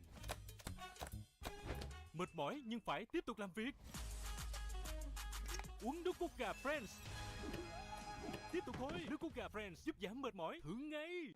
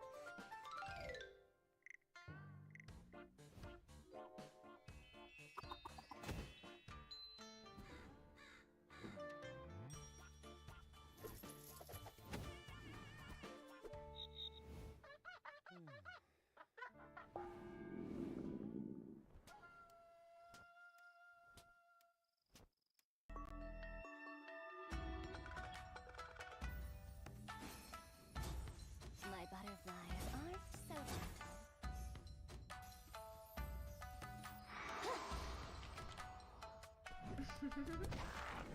My butterflies are so gentle.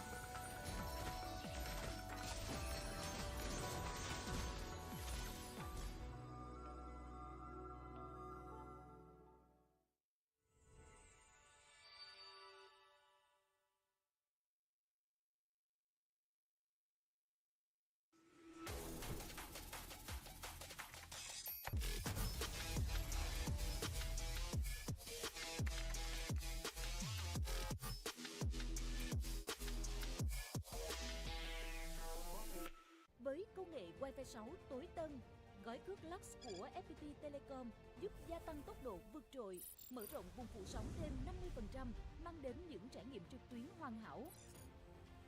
Từ làm việc, học tập cho tới xem video 8K, livestream, chơi game và hơn thế nữa, tận hưởng cuộc sống đẳng cấp với những giá trị xứng tầm từ Lux. Đăng ký tại shop.fpt.vn hoặc các văn phòng giao dịch trên toàn quốc. Hotline 1900 6600.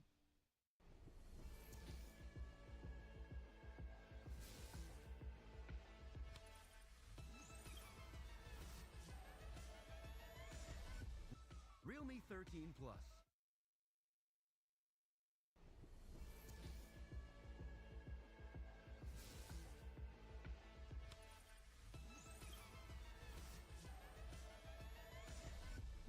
Realme 13 Plus.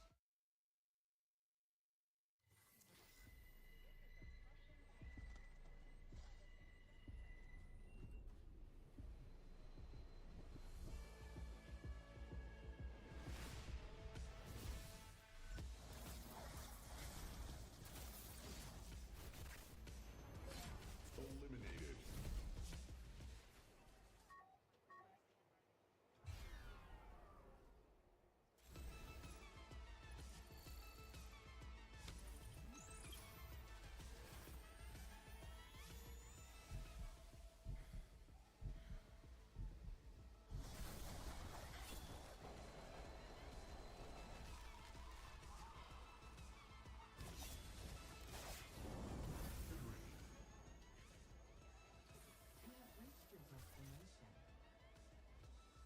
Realme 13 Plus.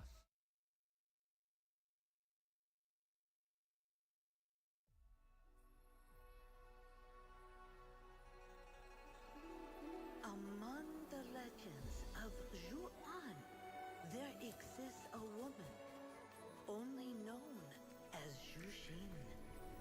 With lantern in hand, her butterflies flutter with purpose, seeking wishes to fulfill. Some say she grants the wishes of children with childlike whimsy. Some say she can reunite those parted by death, if only for a moment to say their goodbyes. Some even say she takes pleasure in exposing people's true intentions. Offer that which is most precious to you, and your wish shall be granted. Such is the enigma of mortal hearts. For millennia, Zhuxin's lantern has eliminated the night.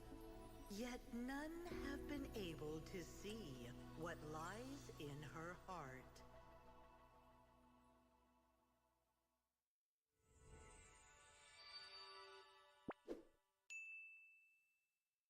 Nước cốt gà Friends giúp giảm mệt mỏi. Nghĩ thôi, làm việc cả ngày rồi.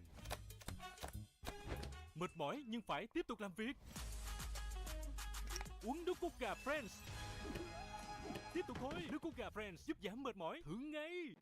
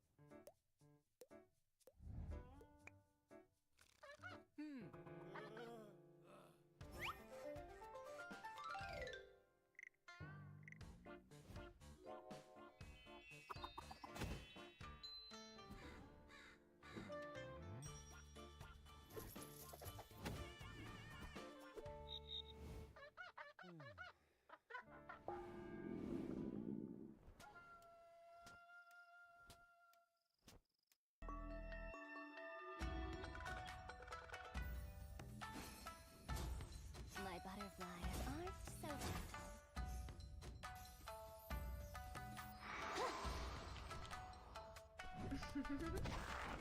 My butterflies are so gentle.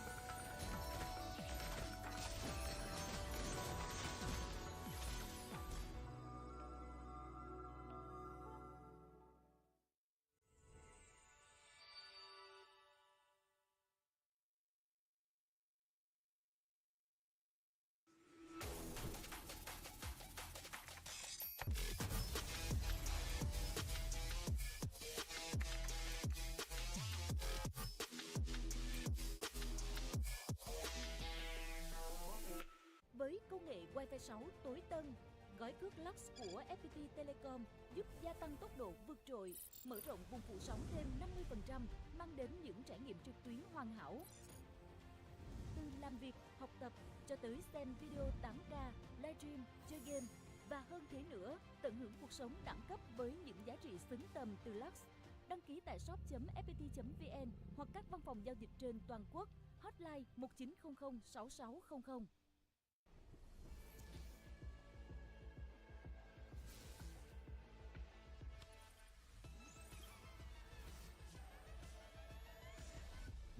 Realme 13 Plus.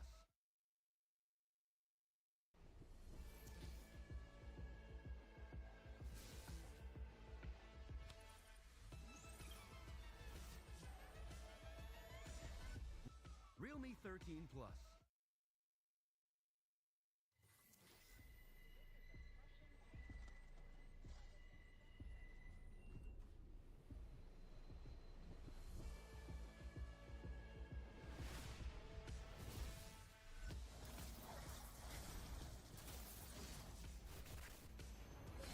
Eliminated.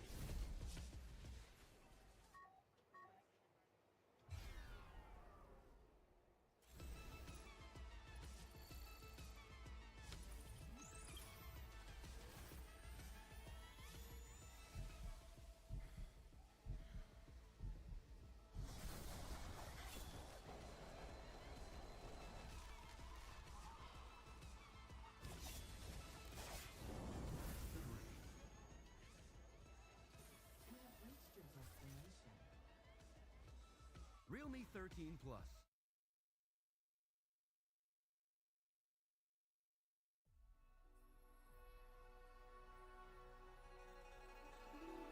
Among the legends of Zhuan, there exists a woman only known as Zhuxin. With lantern in hand, her butterflies flutter with purpose, seeking wishes to fulfill. Some say she grants the wishes of children with childlike whimsy. Some say she can reunite those parted by death, if only for a moment to say their goodbyes. Some even say she takes pleasure in exposing people's true intentions. Offer that which is most precious to you, and your wish shall be granted. Such is the enigma of mortal hearts. For millennia, Zhuxin's lantern has eliminated the night. Yet none have been able to see what lies in her heart.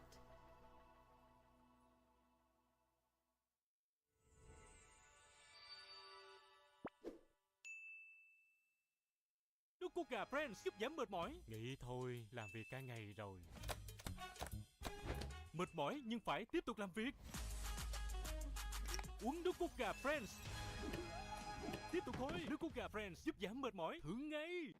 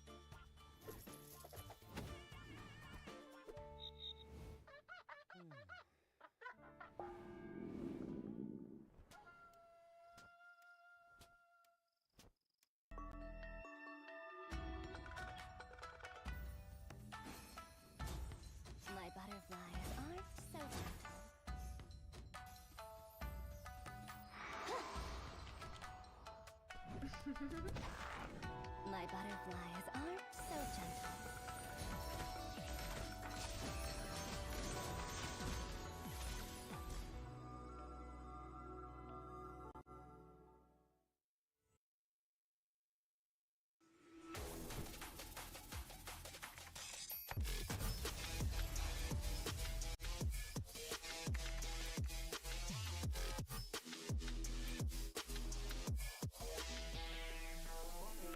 Với công nghệ Wi-Fi 6 tối tân, gói cước Lux của FPT Telecom giúp gia tăng tốc độ vượt trội, mở rộng vùng phủ sóng thêm 50%, mang đến những trải nghiệm trực tuyến hoàn hảo.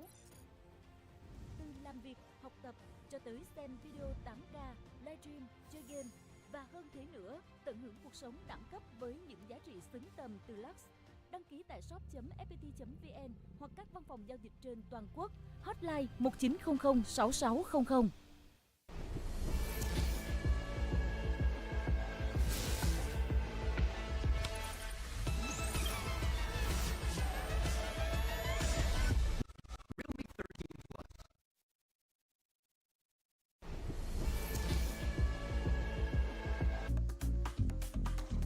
And we are back for the M Challenge Cup Mekong Season 4.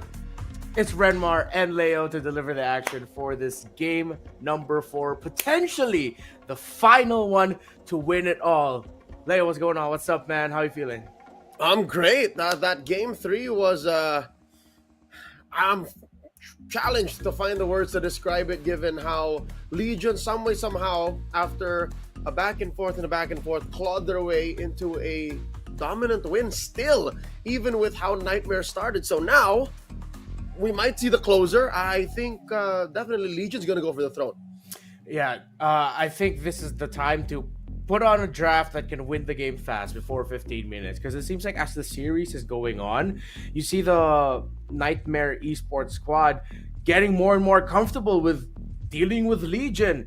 In game 3, we got to see them get their first early game lead of the series. They were able to get to the point where they were threatening the base, but then still somehow it got turned around, going back to one of the problems for Nightmare Esports of the, how do you call this, that decision making of when to really call and get those fights. So let's see if they can, get everything together and force game number 5, maybe even take it all the way. As I said to LaFell, and as painful as it is to all our Laotian fans, to get to a reverse sweep, you got to focus on winning that first game. And LaFell agreed. That's where it starts, and that's the most difficult step. So now, going into the draft, Legion's on blue. Ranmar, you know what that means? Legion has the most powerful position in the draft in all of 2024. It warrants so many bans. It warrants the chip ban, and since he became available for pro play, it definitely warrants a Suyo ban. And considering that you are also up against Joe, you don't want to give the Fanny, which means the Jushin will be available for LG if they want to pick it up. Earlier, the chip didn't opt to go for the Jushin, if ever the chip. I still think they're not crazy, right? They're not gonna give chip, right? Yeah, of course they're not. All right. So, what's left? Look, even Joe's saying, "Hey, coach, what is this?" Oh, Jushin. Give Jushin the Hehe. I mean, rather, Mr. Hehe. All right, there it is. Yeah, yesterday we got to see Jushin perform really well, especially on the hands of Hehe. Yeah, using the Crimson Beacon at the right time. Just when you thought you could get him down, he'll be able to survive. Nightmare, looking like they're going to be opting for a Khalid EXP lane. I don't mind going ahead and picking up the Gata Kacha now, because or later on in the draft. LG will get the Eve. Wait, excuse me. Oh, I don't know. I think that is a Gatot. I think we're just waiting for the Gatot to show up. Yeah. And what? All right, that's an Oper special. So I think they're no, Lexi played a Benedetta too. Yeah. So they go for the flex option. We don't know where this Benedetta will go. If it will go to the EXP or jungle, because it could go to the roam. LG. It could go to Legion. Or it could go to the Legion. No. Wait, there it is. Okay. All right. We're just sorting a few things out here and there. But LG, I think it's safe to say their first 3 picks mess up an Eve. Yep. Deep dive. And Nightmare going to spread out their threats. picking up that Ling. Still don't know where that Khalid is going. Doesn't say exactly, but I expect Nightmare will now attack Daylight, take out all those gold laners. I wouldn't mind if LG went ahead and picked up the Claude if it's still gonna be available for them, or maybe even the Moskov. The Harith is a little bit too direct for my taste. At least with the Claude, you can come in from weirder angles.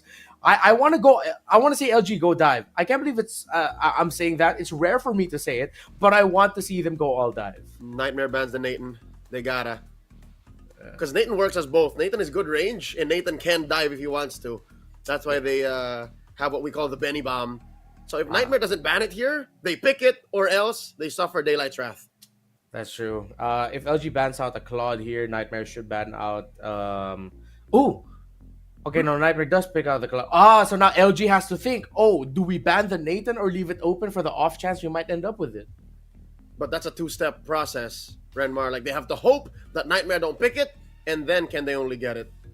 Yep. So they go ahead and take out the Gacha. I agree with you. Nathan looks really good at the 4th spot here for Nightmare. You don't need to save it for last because it is a good option for LG. Great. If ever LG just needs another diving roamer, although they can pick up a Tig to really make sure that the Ling has to time its entry. Both teams can afford a Tig, actually. So it's a hot commodity. I think a Tig for LG with a good flicker could really mess up Sosol's RWM. Like, he has to consider whether the flicker's up, whether the implosion is up. So Nightmare now at a precipice. They instead go for the Harith. All right, solid dive. Like, they are just all about the box, man. Yeah, so everyone wants to fight under the real world manipulation. So this is going to be we saw the Lunox struggle against the Eve earlier. So I think that'd be a very difficult choice. They show the Jawhead already. So again, full dive, separate, man marking. It's going to be a brutal team fight for LG, but it's still very highly punishable because it warrants more individual play than team play. Oh, there it is. As you called it, it's the Nathan. Daylight. All right, well, Nightmare secured their last pick here. Likely a roamer, unless we're already looking at it in the hands of Jasmine, this Khalid. You mentioned man marking. You know what kind of draft I miss? You know what kind of gameplay I miss? What? Man fighting. Like, I just miss these little 1v1s, these 2v2s. We never get that anymore. Yeah, it's a lot more synergy required now. But I think with the draft that these two have shown, I think that's good. You called the Tig earlier as a good option also for Nightmare. We thought LG would go for it. I'm okay. Whoa, okay. Oh, that's greedy from both ends, but it should be very entertaining. I'll leave it as that. Very entertaining. As entertaining as it is, I think this is Nightmare's best, shot at a gambit. Like, this is a solid draft, Renmar. I gotta say, like, I love it. That's the Angeline combo, an extra layer of protection from Sosol in case, things get hairy, go sideways. Oper can call in for a hot guard as well. And Angela is Harriet's girlfriend. Like, this works for me, I think. But they gotta play well. Like, technically, fundamentally, it's good, but that's an ideal. They have to still fight against LG. Yeah, because against all things, LG has some semblance of what we would call a front line. You could count the Benedetta as a front line as diving to the back and being annoying. Same goes for the Jawhead. Even though he's more pick-off based, he's not really a line holder as we would think. The dude can go to the front. While Nightmare, they only have Opper, so it's a lot of pressure on this Khalid. Welcome to the potential final game of the M Challenge Cup Mekong Season 4 Grand Finals. Nightmare trying to avoid the repetition of history, avoiding getting swept by Legion. And I hate to say it, but this is what Legion does, man. Especially on home soil, especially in the Mekong region. They just sweep. They eat everyone up. And when Joe God has his eyes on his prey, there's very little that comes in his way. Joe, by the way, did you see last game, Renmar? You see what happened to his Hayabusa? Yeah, it was Hayabusa earlier. That's what the kids call a strug. He was in a strug, and he still won. So somehow able to fight it. Oh, no. Okay. if ever he got that pick off early, that wouldn't have been a shrug at the beginning. It would have been a good start. That would have I been a don't dub. know. That would have been a dub. All right, sorry, I'm not familiar with the lingo of the kid. You're much younger than I am. I'll get you covered later on. Checking out the items here. I think this is why, Renmar, look at this. He started with the attack speed. That's why he was extra. Oh, wait. Jasmine's down. Lexi coming in. Few swipes at Daylight. Can he survive? Temperature blades up. Daylights. Got his Daylights knocked out of him. Nart with the flicker punch to the face. Double kill for this Jawhead. And again, this is the frightening thing about a lineup that doesn't have a lot of fronts when you're up against a Jawhead. The Jawhead will punch you and throw missiles at you. And now LG will be getting this first turtle without a problem, as the Khalid is having a difficult time managing the lane against the Jushin parked in the EXP lane, as it's Meow as the Benedetta going around. This has been the LG playbook. Put your fighter in the mid to rotate and be annoying. It's happened again. Now Nart deep behind enemy territories. RWM by Soso punishing this Jawhead. Down goes Nart alongside the little girl inside of him. Joe looking for a pickoff. Not gonna happen. Nightmare punishing LG's deep cut into their jungle. You're talking about this Meow special and Lord Hehe being sent up. How many times have they done this in the playoffs alone? I can count like 3 or 4 times already, if I'm not mistaken. Yeah, and if I'm not mistaken, they've already also done that twice this series, if not every game. It's just an understanding of the matchups, the strength of the Jushin and the EXP. Low Meow! He's soft at this point, but there's an off-cam kill. Down goes Cammy. Hehe looking to punish Oper. Doesn't have enough mana. Will recover off of the Elegant Gem.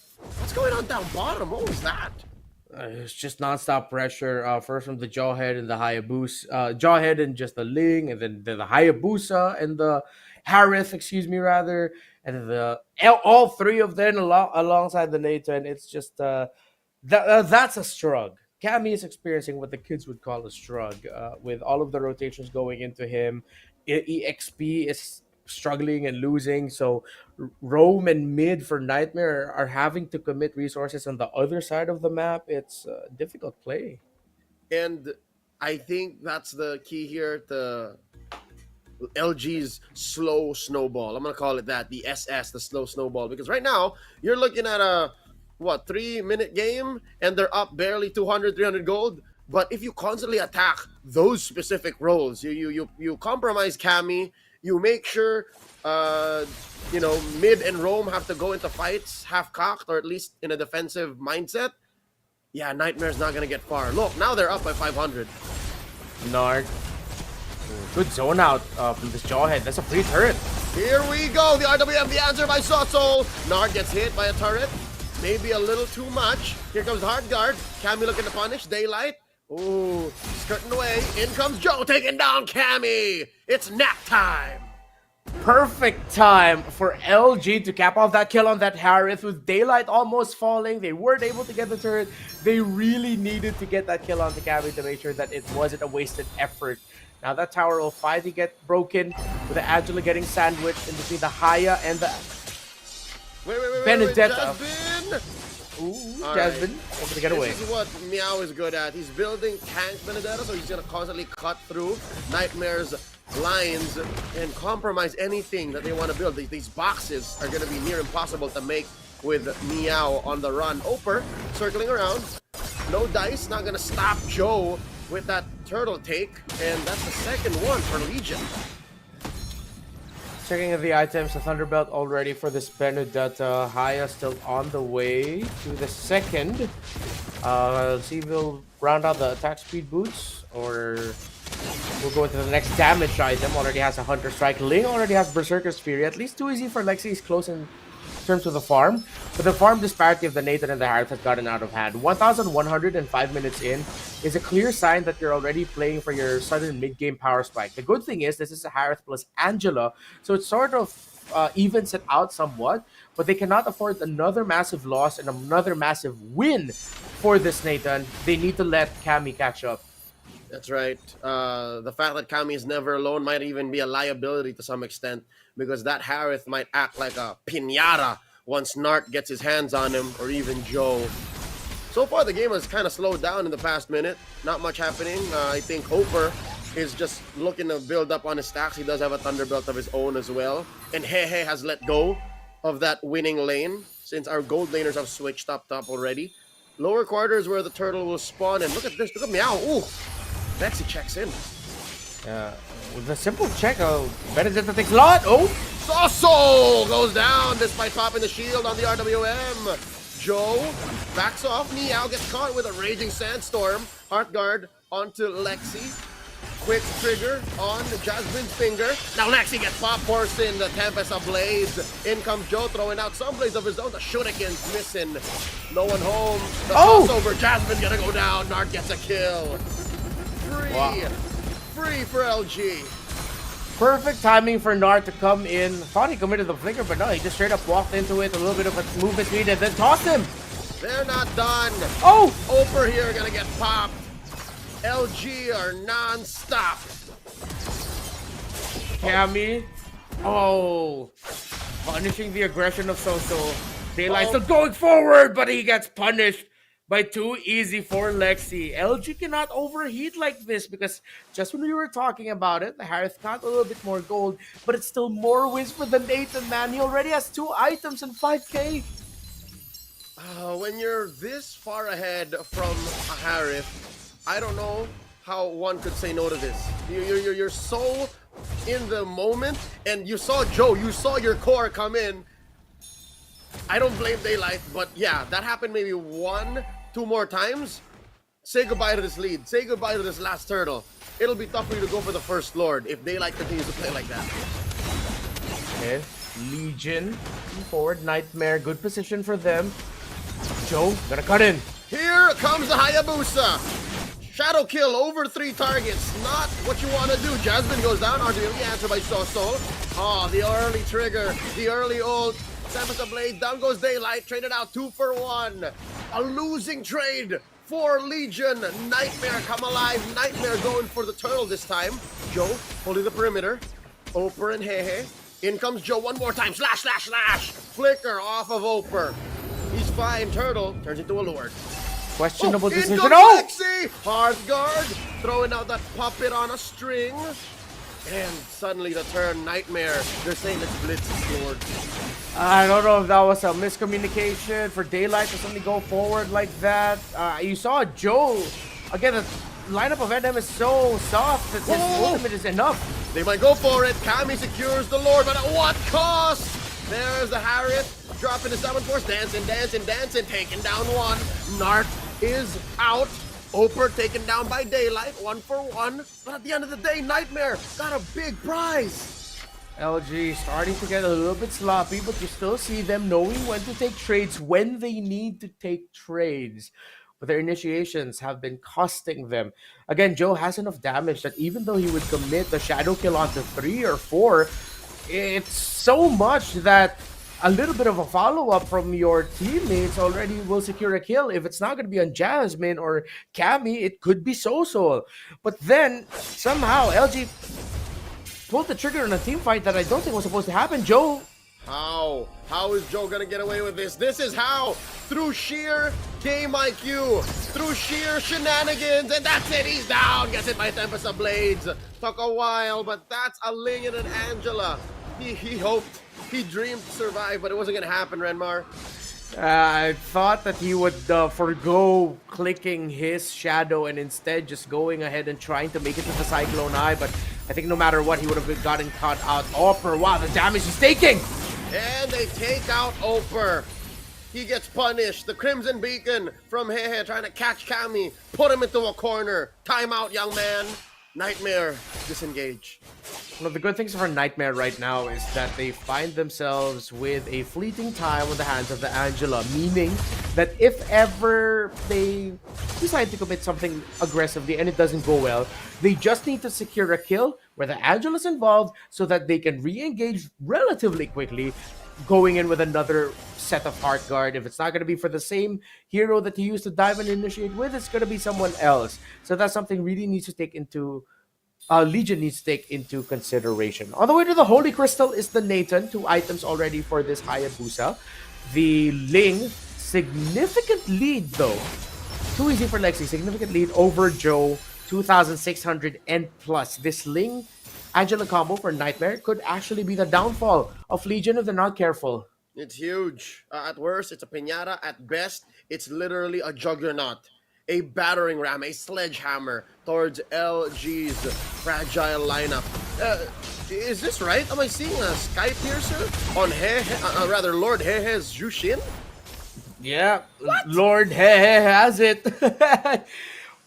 Sky Piercer the Jushin. Now that screams confidence. Again, he was so difficult to catch when he was playing that in the mid, when he was going up against 3v Esports. He was the guy. He was him, and I think it's just a confidence of Hehe to say, you know what? I don't think they're gonna kill me. But the question is he gonna be able to get the kills? You need the kills. That's just how the item works. And so far, he is nil on that stat. Well, let's see how that pays off again on several different facets. Legion are playing for the win, but right now, when you're down 2,000 gold, you've lost the first Lord. That's not a winning situation for me. Yeah, we call that a toughie from our generation. A toughie. A toughie. That one it is. Legion, not going to be able to break that tower in mid just yet. Almost, though. That's just a tickle away. Honestly, you can Shadow in as a Hayabusa, 2 basic attacks, and he should go out. But good zoning right now by Nightmare that I don't think Legion can find a good enough spot to be able to contest this Lord. But with the Nathan of the Jawhead coming in with a conceal, this could be big. Nart, spot soul with the ejector, gets popped, forcing the winner's crown, and Lion goes down. The RWM the answer back, looking for the ha in the back line. Soul gets taken out, but Nart as well, 2-for-1 the current trades. Meow and Hehe backing off. Meow and Hehe running through. Oh no, Meow gets taken down. Hehe as well. It's a disaster for Legion. Nightmare might actually force a game number 5. It's just Joe left to defend. Can he do it? He can't clear the minions. That's it. This should be it. And Joe gets taken out. The base is left naked. Nightmare have done it. They have forced us into a game number 5. And finally, everything that Nightmare has experienced in the first 3 games, you thought it would happen in game 3, but no, it happens here on what could have been their final game in this game number 4. They've slowly downloaded the tendencies of Legion, and behind a very, dare I say, greedy draft, well, they were able to get the wins that they needed to get. This is Legion's first game loss, if I'm not mistaken, in this whole tournament. Yeah. Wow, Nightmare making the Vietnamese Kings bleed. Yeah, and now this means that Legion will have to readjust a little bit. They can't just be all ultra aggressive.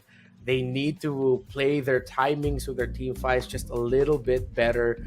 And now they're going to have to think, are we really able to give the Angeline? Because I really, really thought that the draft for Legion would come out on top here to apply a lot of pressure. But no, because things got so scrappy and so messy at times, well, too easy for Lexi. It was too easy for him and the Angela.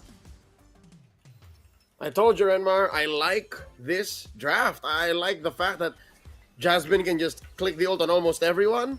And at best, Oper was stable, as he usually is. And then, I don't know who the MVP is. I can't put my finger on it quite yet. But Lexi, Sosol, and Cammy, they all carried a good amount of the weight. They all did their job. And that was more than enough to take Legion off of their high horse, off of their throne, and make them think, how could we have done that better? Legion Esports now gonna have to rethink and reinvent again.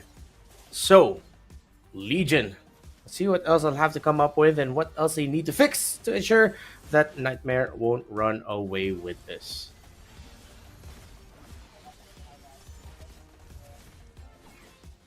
I think Legion just need to play smoother, do less limit testing, and respect that Nightmare can outman them. I think that's what this was. Like, Nightmare were always just more synergized. They were more together, and that's what you get with an Angela, right? Like, that's one of your main strengths as a lineup with an Angela. You always have a +1 on you. I think that's what Legion forgot.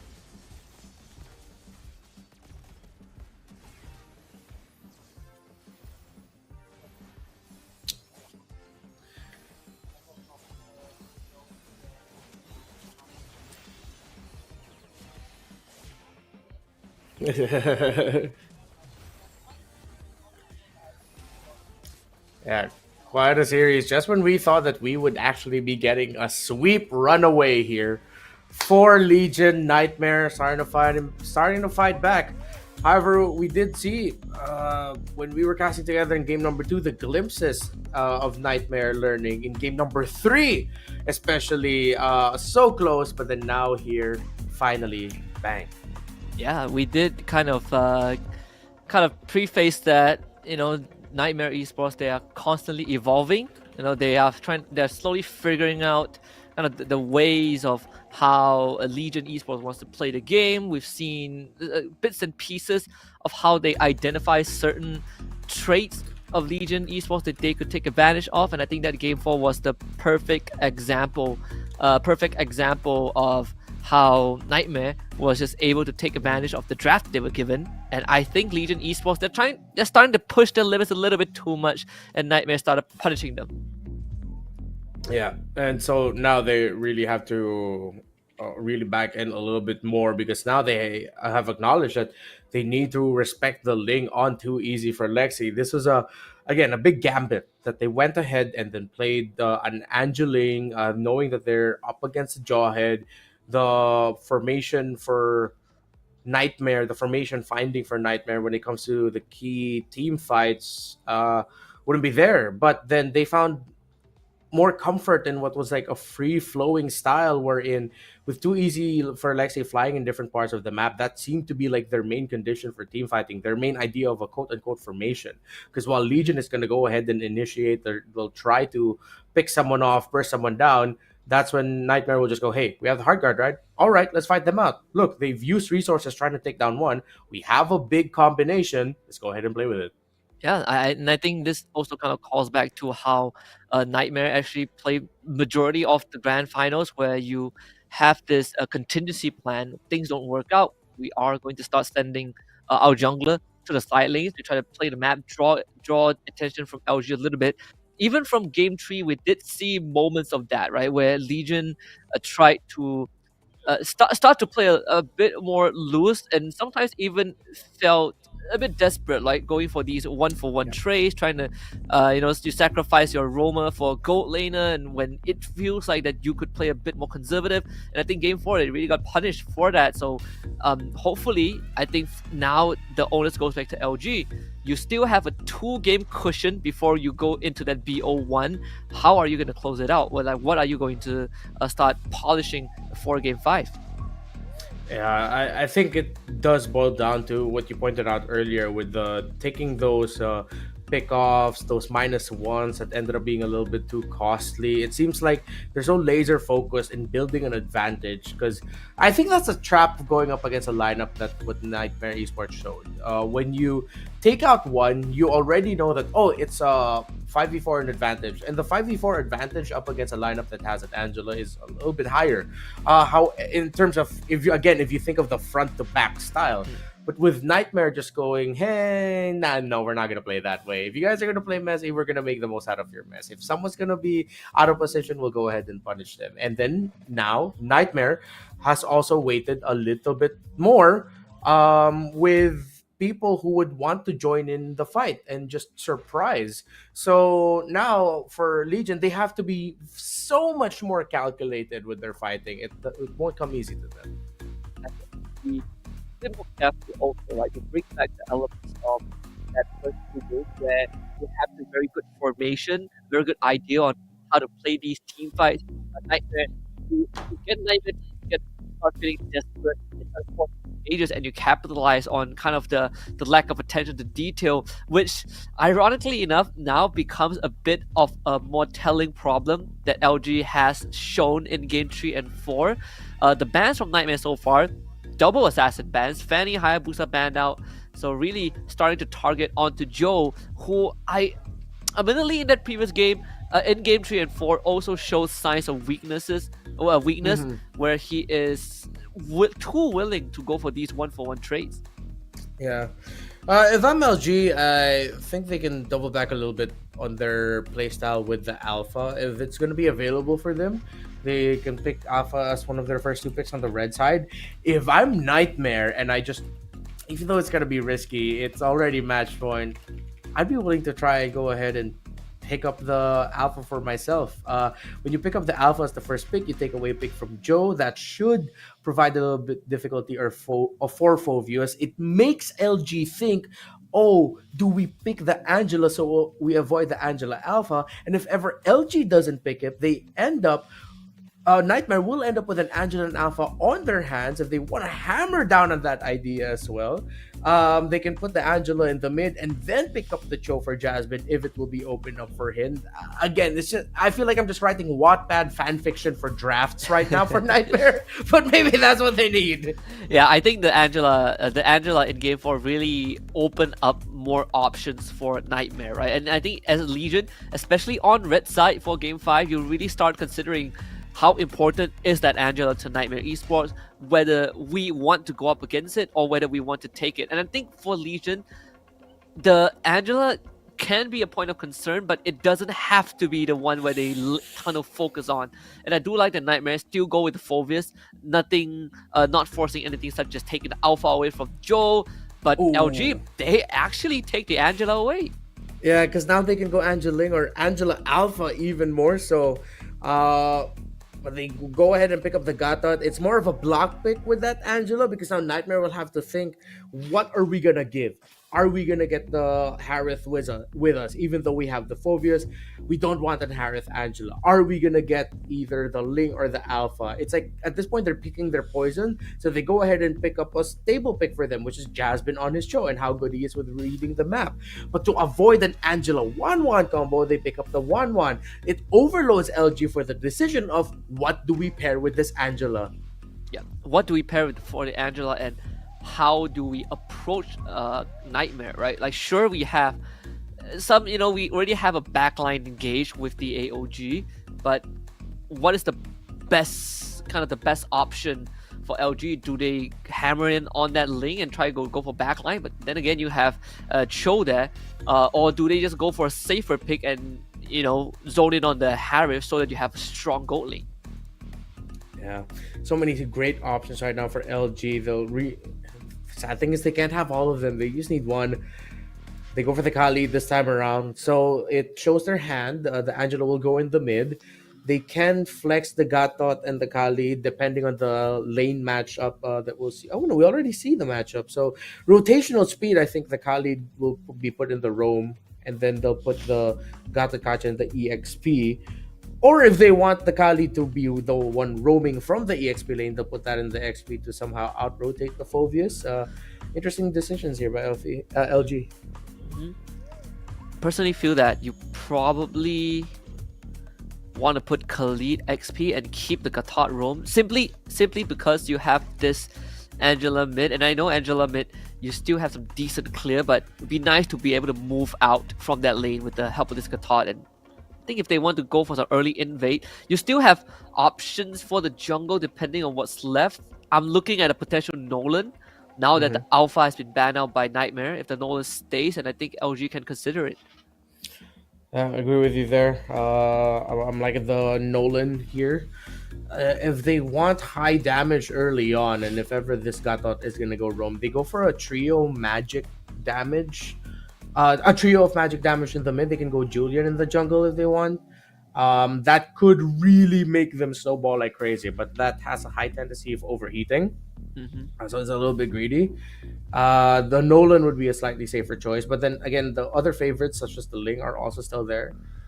I like that Nightmare did take out the Nathan though. I feel like that would have been great. Whoa! So we get the Irithel. This is what's fun about the best of 7, right? You start to see the deep pockets, like how far are the teams willing to go down the hierarchy of what's considered a meta right now? The Irritel now shows up against the 1-1.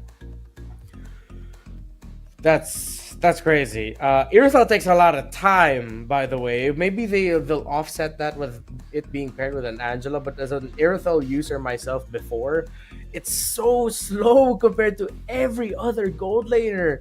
Sometimes I even feel like the Hanabi's out farming me. So I think LG will do very well with picking up a Julian, because at least you have a level 3 power spike right away that can bridge it to the late mid game for the Irithel. I feel like I really wish that they took that Nolan for Alice jungle. Oh, it's the Alice Angela combo. Talk about overloading. I mean, Angela has many options, but this completely changes the dynamics of LG, right? This is more of a comp that wants to ramp up over time rather than play fast into NM. So if you're Nightmare, do you just try to snowball? I'm trying to see like where they can get their snowball from. I mean, the Nolans there. It honestly looks like LG has a lineup that can take control of the jungles and invade early on with the Khalid and the Gacha. However, something about this tells me that there is a chance that Nightmare will just be able to outsmart them, maybe even out macro them throughout the early portions of the game, wherein maybe Legion will go, hey, let's go here to look for kills, while Nightmare is going to the opposite side of the map to either invade the jungle or take towers down.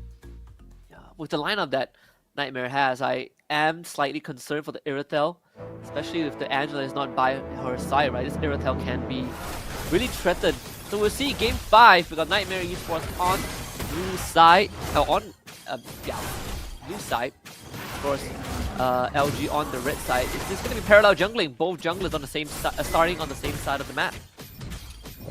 So they're probably going to be able to meet up for the same exit. Let's see what their little change will be. Joe already getting invaded and pressured by the Joe of Jazbin. I mean, he's been doing that since yesterday. Getting poked out, needs to get on out of there. Pretty hard to kind of walk into the jungle, right? You take more damage in the early game. You got the Katat, you got the Angela just basically playing that point guard position. So Jasmine, as much as he wants to go in and cause some havoc, it is a bit tough to just walk through this Katat. So Joe actually gets a pretty good start. Will hit that level 4 timing just in time to go in, try to get something done. He needs to retreat onto Jasmine. So Jasmine is forced out. The Opera also cannot stay. LG being able to get the pathing for Joe pretty nice. Now she's trying to think about it more. It seems like Nightmare doesn't have the right damage profile to be able to deal with this Alice. I mean, the main damage that they want to deal with that Alice is going to be coming from that 1-1. But the 1-1, she won't be at a comfortable spot against this Alice until she builds like a Sea Halberd. If she's going to rush that as her third item, because with that she'll have the attack speed to be able to get out within range. To get out of the Alice's range somewhat, even with the flowing blood repositions that she can get. So I think Nightmare really need to funnel into the gold lane. They can't just be it like, okay, let's dead lane the gold lane, let's get the objectives, and then let's just hope Cammy farms. Now, I feel like they really need to give resources for their jungler, for their gold laner. I'm thinking the same as well, right? Get this all ahead, punish the Irritel, you kill 2 birds with 1 stone, fight at the turtle pit. Meow forces Lexi basically out of the fight. To heal back out with the quick sending guard. Meanwhile, hard guard actually used onto Joe, as Meow is just wasting time. So Nightmare can't really chase onto anyone, and didn't get much done. Maybe mid side though. The road to Oppa taunted up, can't go into the air. In front of pursuit, first blood going over to the side of LG. Now most likely would be a trade in return, but so much time has been spent. He got a second quick send guard back up. They even used the AOG. Nard trying to save his teammate. The flicker to get Mel out. This is a true spirit of a support. Nard happily will take that death if need be, but I don't think he would even go down. Jasmine has no kick, so turtle for LG. Nard's showing the true spirit of a support, while Meow showing the true spirit of a cat. No matter how much you want to get it, it's too wily, it's too agile. What great moves by Meow to be able to get away from that. Crazy stuff, and this early game has already gone slightly against the expectations of what we were expecting from Nightmare. Yeah. Oppa is already on that mid side. So they have to make something happen in that bot lane to find a kick that's purified out. Weakness points not popped, so Cammy cannot hop into the air. But Oppa, he's gonna get caught again. Infernal Pursuit to buy time. Vengeance used as well. Jump towards Daylight, but cannot slam down on time. Oh, Jasmine almost got taken out there, but was able to get out just in time. Yeah, little by little, this is terrifying for Nightmare. Every team fight, every little skirmish where an Opera would spot out the Alice, it's getting a little bit harder to take Joe down. Already has the Clock of Destiny. And by the 7th or 8th minute, that would be an online Alice, considering the stacks that you get with the COD as time goes on. Heavy crossbow. Jasmine has to break the pursuit cut off by the Eternal Guard, but that's pretty much it. OG in control of the game already, honestly. I think it's also Nightmare cannot find any angle to like to make the most out of. Jasmine is gonna get chased, but yeah, if it's gonna be a push, it's not there. If it's gonna be invade, it's not quite there. Interesting that they're parking their jungler so far away from everyone else. Like it seems like Opera hasn't been in lane for majority of the game. Yeah. He's just been here in mid. Actually, even not Meow. They dead lane the EXP by leaving it alone and leaving it to the junglers to clear. He's trying to match each other's movements.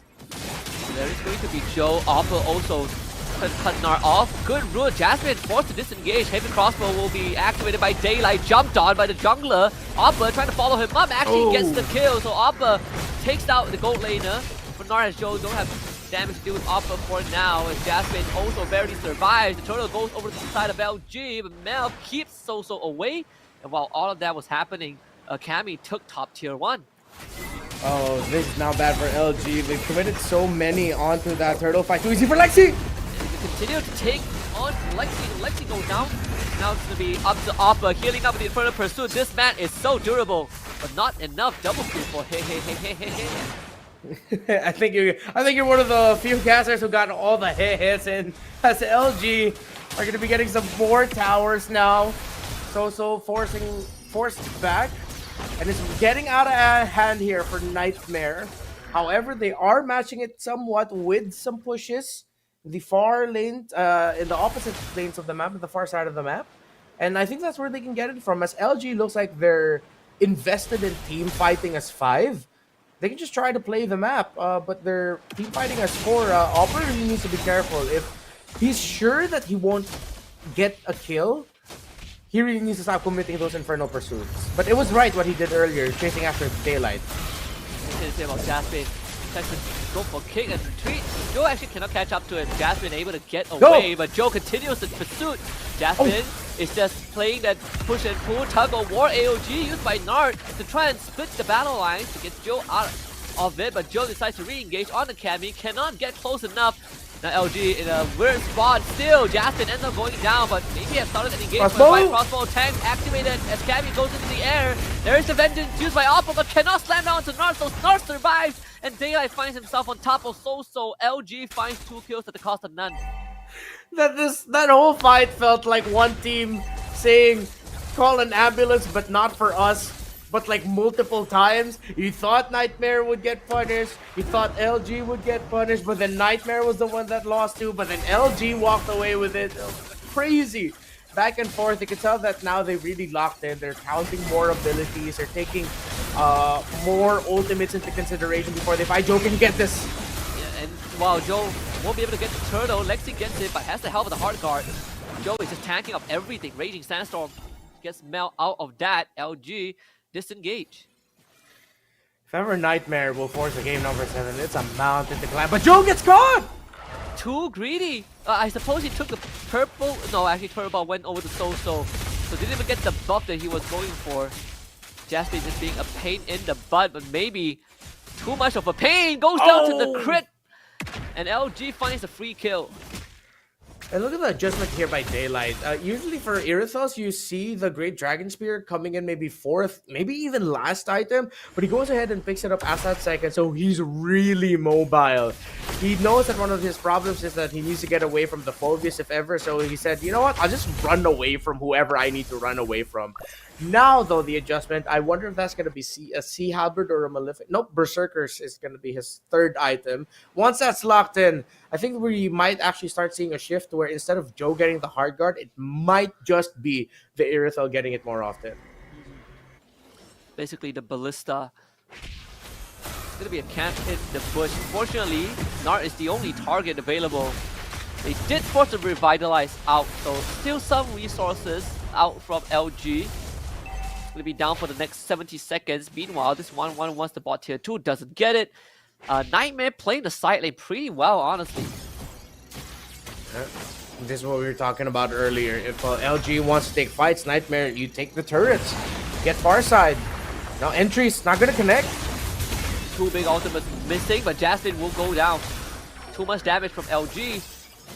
All that was happening. I mean, LG is forced to play as a 5-man team, and that's why Nightmare is trying to split the side lane as much as possible. But if this mid goes down, it just changes the landscape of that map control. Thankfully, the Eternal Guard was more than enough to keep it standing, and once more LG needs to go back, deal with some housekeeping, and they might even lose Nart as Alpha picks him up. Great read by Nightmare, being able to see that Nart was low and committing the chase to him, which means that's one less front line. They don't...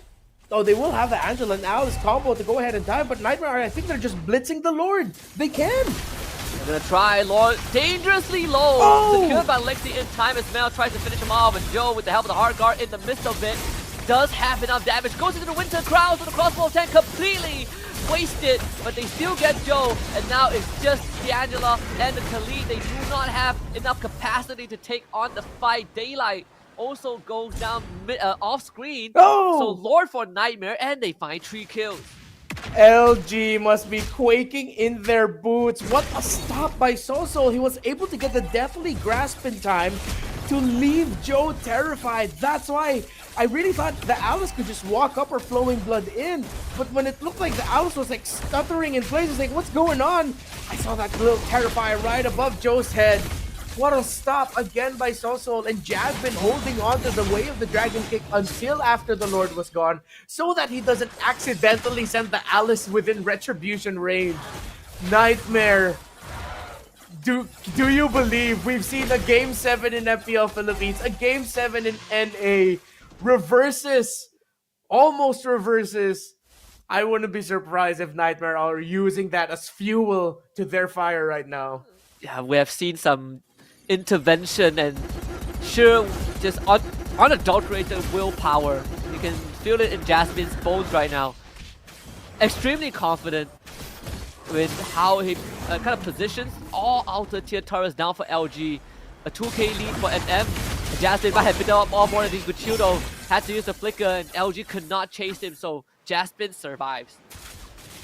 LG couldn't commit the chase there because even though Jasmine already used his flicker, he still had a Way of the Dragon to mess up the flow of their team fight and members of Nightmare to go ahead and answer. At the same time, Legion wasn't taking care of their mid lane, so it was a little bit too shoved in. Because if ever the risk of that is, let's say they suffered a massive loss, there's some minion wave in mid that would already lead to progress into the tower in mid, maybe even an endgame push. That's why they couldn't chase. So how does this go right now if you are LG? Clearly, the window to get that snowball going with this Angela Alice combo has passed, and now they're on the back foot. Yeah. Starlium Scythe already for this Alice. She has been behind in terms of the gold. With the aggression that they've been going for, too easy for Lexi has just been focused on the farm. Even though Legion has more kills, remember there was that awkward moment where it looked like too easy for Lexi was the EXP laner because he was the one clearing minion waves with the EXP even during the laning phase, clearing his side of the jungle, going to mid to clear, and then back to EXP. But it's all paid out. It was a long-term investment that leads to him having 9,000 gold, 2,000 almost over the Alice, and up to his 4th core item. LG might actually be outgunned at this point. Yeah, he the only person who has more net worth than his counterpart is Daylight. And it's not even by a lot, less than 1,000. This Lord definitely going over to the side of NM. They find a kick, AOG, as the counter-engage measure. Oppa is just soaking up all the damage, jumping to the back. Mel out of the fight already. Daylight wants to help out his team, but he's not getting enough damage. But the rest of his team will though. Joe finding the perfect angle to hit that back line, and LG strikes back with 4 of their own. Triple for LG, and just when we thought they were outgunned, this now looks like their best chance to make a commanding lead. That's too easy. Gets bursted. This might be it, Husky. It might be it. Now Vader with the Winter Crown at the end, and LG, they say, damn the Lord, we are gonna run it down anyway. So Legion Gaming will take the MCCM Grand Finals 4-1 over Nightmare Esports. The relief on the shoulders and the joy on the faces of Legion Esports. They will not get reversed this time around. Nightmare, not completely the nightmare that they had last season, getting swept a little bit closer, but still heartbreaking as Legion stands tall yet again in Mekong. Really felt like Nightmare had it all figured out and they were starting to make progress, but Legion Gaming just a bit sharper in these crucial team fights. And the target selection, the backline dives in that final fight when it felt like all hope was lost. Still, good to see, smiles on the players' face, sportsmanship between them. They've been in this spot plenty of times, and the best part, they will still be traveling to Malaysia together for the M6 wildcards. Oh, that's sweet. You can just tell Joe is taking his time complimenting. If I'm not mistaken, that's too easy for Lexi. He's probably commenting on his performance in that game number 4. Yeah, he was commentating his opposing jungler. He was giving him a thumbs up. It's like, I don't know. I don't speak Vietnamese, but it looked like the English equivalent of, wow, damn, bro, you almost got us. You're really good. What the heck? What was... They came prepared for sure. Oh, I just love the spirit of these men. I mean, again, so technically we're getting almost the same representatives as for Mekong for wildcards last year. Of course, not Zero Zen, this time is Legion Esports. Nonetheless, though, again, congratulations for such a creative showing to close out the grand finals, right? Alice jungle, Irithel gold lane. We completely out of our expectations. Yeah, just when I thought that they were outgunned, a harsh reminder that, yeah, Irithel, she takes time, but once you give her time, once you give her the gold and the items, it would really hurt. And just when we thought that Nightmare would be on the way to forcing a Game 6, maybe even going all the way, no, Legion says, nope, this is going to end right here, right now. Yeah, we've given you enough. We've given you the liberty of playing, the Ling Angela. You've had enough fun, right? Now it's time for us to shut it down. We've missed lunchtime by a little bit. We got to catch up to our meal.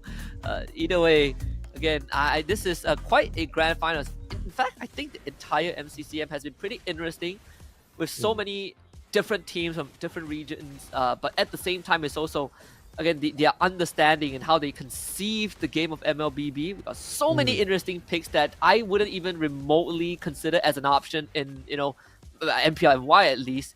But here we see them in the flesh and, working out in ways that I wouldn't even imagine. Yeah, I agree with you there. This is the first time I've seen a region so committed to doing that mid-EXP split after a very long time. That was a more common option in the past metas we've had around the Season 7, Season 8 era. But then now, it's like, it's almost a necessity for them, wherein we put the mid laner and the EXP, park them there, make sure they hit their level 4s really quickly. We'll put the fighter with a great engaging ult in the mid and fast rotations as well, to be able to be a nuisance for the opposing junglers, especially if they have good access to the jungle at level 3. It's a great understanding of the game that I feel like, even though sometimes the execution of it can be quite messy, it's a great idea. And I think the keyword you mentioned is creativity from this region. I hope it gets a lot of opportunities to shine in M6. Maybe that's kind of the recipe needed, right? You go against the norm, you fight against the curve, the tide, and you surprise your opponents. I mean, this entire kind of qualifiers, we've seen some very important picks like this Khalid, for example. It really does kind of hit home the point that you brought up, right? And how we did that XP mid lane swap when Khalid brings on so much value, move around the map fast, clear away fast, and has such a valuable ultimate. And maybe that's why a lot of these teams, even since yesterday, have been banning out the Khalid. But once it goes through, well, we really see the impact it brings. Yeah, I think these two teams are definitely something you have to watch out for. How they will fare against the giants of like Latam and Turkey could be difficult. But again, I agree with you. As long as they don't stop that creativity, that they aren't afraid to bring out their unique ideas into the world stage. Because for them, it's comfort. For the rest of the world, it's what the heck is that? That's unique. But they make it comfortable. It could be poisonous. Yeah, I mean, even our MVP Nart, right, on this Gator, we've seen him on heroes like Tigreal, also the Jawhead for 2 games in a row. Really, very all-rounded, right? He's playing heroes that operate very differently. And I think when you consider the fact that these two teams are heading over to wildcards, and you look at the teams in wildcards, it really spices things up. We have Fireflux, who fell to S2G in MTC. We got RQ Akira, who also, only made it to wildcards. I mean, the Mongols as well. That's kind of a shocker from ENC Mongolia. This wildcard is just continuously shaping up to be more and more intense.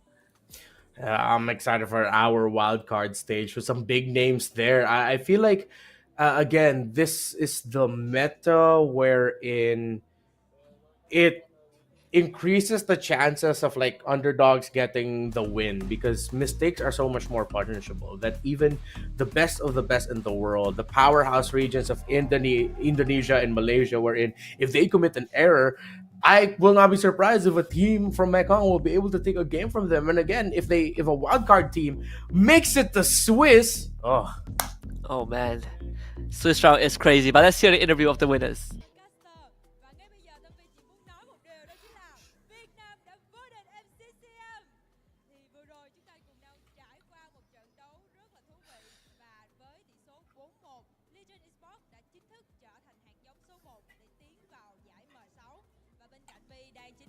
Vô địch của giải Mccm năm nay.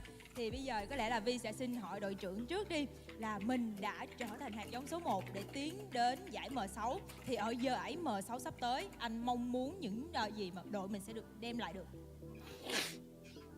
Giải M6 sắp tới thì mình mong muốn mình và Nightmare Esports vào chung kết để giành tiếp slot đi M6. Yeah. Và vừa rồi chúng ta đã có một trận đấu rất là thú vị. Và một lần nữa, đây là lần trong rất là 2 ngày ngắn ngủi thôi, chúng ta đã vô địch 2 giải là giải CMC và giải MCCM. Thì hiện tại cảm xúc của bạn là như thế nào? I'm very happy because I got work at 4. It's at 5. The tournaments for 4 days in a row. It's very hard, like having to win two trophies in. No. I got. We have so to train so hard for this. We train every day for the past 2 months. I mean, we've had trouble, like Wi-Fi problem, or some of my players have to go to the school. He has to go to work. We tried so hard, we tried our best to train as much as we can with the amount of time that we had, and we're very happy to be able to take away 2 trophies for Vietnam. Yes, thank you. Và các bạn biết đó, để đến được vị trí vô địch ngày hôm nay thì đội Legion Esports đã trải qua những trận đấu rất dài. Bởi vì từ giải VMC cho tới MCCM, các bạn ấy đã phải chiến đấu liên tục trong vòng 4 ngày để có thể lên ngôi vô địch ngày hôm nay. Và tất nhiên cũng sẽ có những khó khăn trải qua để đạt được điều đó. Ok. Rồi, và bây giờ thì Vi sẽ được xin phỏng vấn một thành viên tiếp theo. Thì trong xuyên suốt mùa giải lần này, đâu là khoảnh khắc mà bạn tự hào nhất? Đâu là khoảnh khắc mà bạn ghi nhớ và mình nghĩ rằng đâu là kỷ niệm đẹp nhất với bạn? Với em thì chắc là khoảnh khắc vô địch thôi. Tại vì chứ game dễ quá, chả có khoảnh khắc gì để chú ý cả. Yeah, thì chắc chắn rồi. Khoảnh khắc vô địch sẽ luôn là một khoảnh khắc rất là quý giá. Và còn bạn, bạn cảm thấy rằng là trong tất cả các trận vừa rồi, đâu là trận mà bạn thể hiện được năng lực của mình tốt nhất và gọi là tự tin tỏa sáng nhất? Em nghĩ thì trừ trận thua ra thì trận nào em là tự tin nhất và tỏa sáng đúng lúc ấy. Tuy có thể là đầu game này có thể là hơi mờ nhạt, nhưng mà chỉ cần team có thể câu cho em đến tầm giữa đến cuối trận thì em chắc chắn sẽ không làm họ thất vọng. Ok, cảm ơn bạn. Và bây giờ thì còn với bạn thì sao? Bây giờ mình đã chính thức ghi danh tên mình vào giải. Oh, yes. And how do you feel about when you become a winner? It's a usual feeling for me because we won last time as well. But I would like to say one more thing. Nightmare is a strong team, and I wish the best of luck to them in MC's wildcard. And finally, you guys may be Nightmare, but we have Daylight. Yes, thank you. Yeah, và chàng trai tiếp theo, chàng trai cuối cùng trong đội ngày hôm nay. Thì bây giờ mình đã trở thành nhà vô địch rồi. Thì đối với giải M6 sắp tới đi, điều mà bạn mong ước nhất sẽ là gì? Đó là bọn em có thể đi càng sâu càng tốt, có thể lần đầu tiên vượt qua được vòng wildcard. Rồi, và Vi tin chắc rằng là với những gì mà Legion Esports đã đem lại cũng như là những điều mà các bạn ấy thể hiện thì cái việc mà mình sẽ đi sâu hơn nữa, vượt qua vòng wildcard sẽ là một điều rất khả thi. Chúc cho tất cả bạn thật sự may mắn nhé. Và bây giờ thì trước khi mà kết thúc phần phỏng vấn thì anh bạn ở bên đây mới nói với Vi là em có thể nói thêm một ít điều nữa không? Thì có lẽ là Vi cũng sẽ xin nhường mic cho bạn để bạn có thể chia sẻ thêm trước khi mà mình kết thúc phỏng vấn nhé. Nói chung là em muốn cảm ơn tất cả mọi người, em cảm ơn ban tổ chức. Tại vì ở trong nước Việt Nam mình rất là lâu rồi mà mình không có đánh giải offline như thế này. Và em cảm giác như em rất là vui. Từ lúc em qua Việt Nam đến giờ em chưa bao giờ đánh offline. Thì đây là lần đầu em đánh offline, em rất là vui luôn. Thì em nói chung là em muốn cảm ơn thôi. And to Nightmare, thank you guys so much for being our competitor. We've been playing together for 3 seasons, and each season we always like top. We're always at the top of the group stage, or either one of us are always in the finals. Always, you guys are a very good team.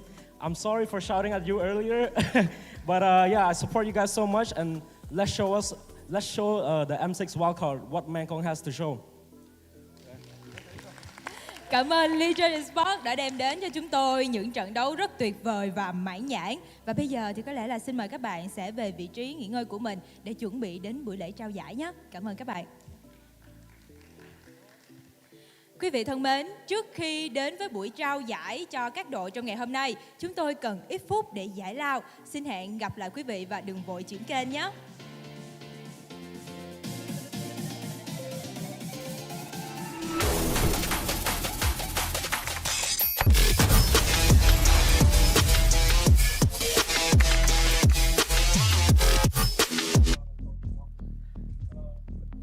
So, congratulations again to Legion Esports, and I less love the sportsmanship, right? Like they say that they have been playing together for 3 seasons, and it's always one or the other. But the end goal is to show the world what Mekong is made of, and now it makes me a lot more excited for the wildcards. Now that both of them will be there. Yeah, hopefully they get to put on a good showing there. Maybe some surprise results to really put Mekong on the map, Vietnam and Laos on the map.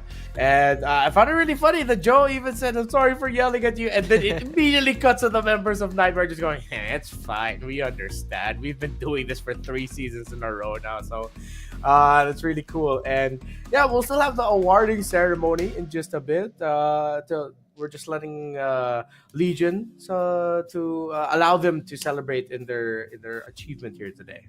Yeah, I mean, coming from MPL MY, these shoutings, they're very normal, right? With people running across the stage, we got people coming out with dances. This is pretty normal, but I like the fact that, even between those two teams, there's no animosity, right? I think the rivalry is very healthy. And then you look at the wildcard format as well. Even though both of them will make it there, only one of them will make it through. So there is still going to be competition, and now they not only have to compete amongst themselves, but with 6 other teams. Yeah, this wild card stage is probably the most interesting wild card we've had. If I'm not mistaken, it's only the second wild card yet, but it's been already been a huge leap up in terms of like who's actually going to be competing in there. The fact that after all of that, they're going to go into a Swiss stage. So yeah, it's going to be really cool. It's pretty crazy that we have a Swiss stage, and not just any Swiss stage, but best of one Swiss stage.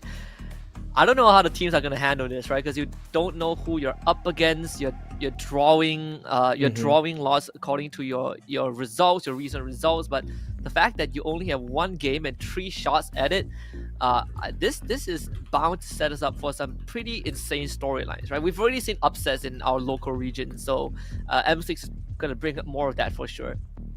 Yeah, and again, just to echo what Joe said, what you said earlier, and I think the wish for everyone, even watching in chat right now, that it's great if the MLBB global esports scene has some new contenders rise, even if they aren't going to be like top 4, top 3 contenders. I mean, that's the ultimate wish, to see them make it that far. But just to say and get away results that you don't expect. Like, how crazy would it be if you suddenly see that Legion Esports has eliminated RQ Akira from Wildcards? Like, what? What has happened? Fireflux and Rosa fell to Nightmare? Like, come on. That would be crazy. That would be, I think, that would be historical, right? I don't think we've ever had any of that happen.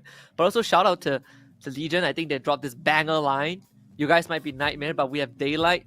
Maybe that's the key. Maybe that's the key to Legion beating Nightmare. But shout out to these guys being able to come up with these bars while playing in the grand finals. I could never.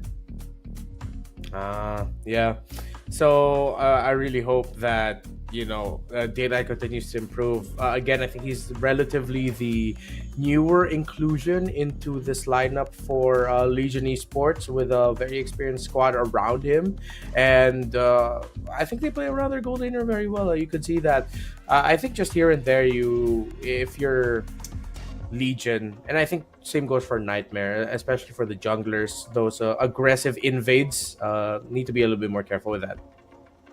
Let's go to the award ceremony.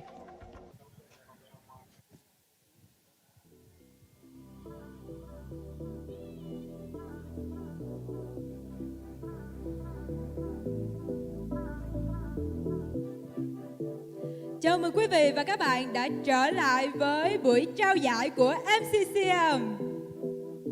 Quý vị và các bạn thân mến, sau những trận đấu căng thẳng và đầy cảm xúc, chúng ta đã chứng kiến những màn trình diễn xuất sắc đến từ các đội tuyển tham gia Am Challenge Cup Mekong. Đây không chỉ là sân chơi để các tuyển thủ thể hiện kỹ năng của mình, mà còn là nơi để kết nối cộng đồng Esports trong khu vực Mekong, nâng tầm thể thao điện tử trong lòng người hâm mộ trên khắp thế giới. Ladies and gentlemen, after an intense and emotional series of matches, we witnessed amazing performances from all the teams competing in the Am Challenge Cup Mekong. This tournament has not only been a platform for players to showcase their skill, but also a place to connect the esports communication across the Mekong region and lifting up the profile of esports in the hearts of fans everywhere. Và bây giờ sẽ là thời khắc để chúng ta vinh danh những đội tuyển đã đạt thành tích rất cao trong giải MCCM năm nay. Không để quý vị chờ lâu hơn nữa. Ngay bây giờ chúng tôi cũng sẽ công bố giải thưởng lên đến 5.000 đô. Trong đó, giải vô địch sẽ bao gồm 3.000 đô và một suất tham dự M6 Championship. Champion with $3,000 and as long as the M6 Championship. Giải Á quân sẽ bao gồm 1.000 đô và một suất tham dự M6 Championship. Runner-up $1,000 as long as the M6 Championship. Hai đội đồng hạng 3 sẽ có giải thưởng là 500 đô. Third place $500. Và ngay bây giờ sẽ xin được mời lên sân khấu hai đội đã đạt được hạng 3. Đó chính là T-Final và Leon Esports. Please welcome on the stage Team Final from Vietnam and Leon Esports from Laos. Xin được mời lên sân khấu ông Lê Hoàng, Retail Manager of Realme.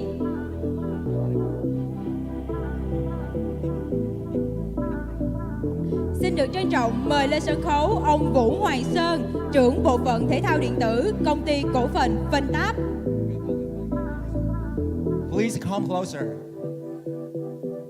We are honored to invite on stage Mr. Vũ Hoàng Sơn, Esports Manager from Tap Games, and Mr. Lê Hoàng, Retail Manager of Realme.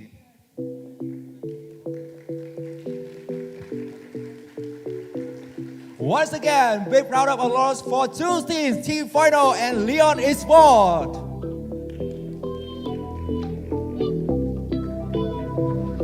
Sau những trận đấu căng thẳng, như vậy Team Final đến từ Việt Nam và Leon Esports đến từ Lào đã đồng hạng 3 và nhận được vinh danh là giải thưởng 500 đô. Xin mời ban tổ chức sẽ trao giải thưởng cho hai đội. Xin được chúc mừng cả hai đội rất nhiều và bây giờ thì mời hai đội chúng ta sẽ tiếp tục di chuyển về vị trí của mình để theo dõi phần trao giải tiếp theo. Cảm ơn các bạn nhé. And now you can come back your seats and keep watching the upcoming next.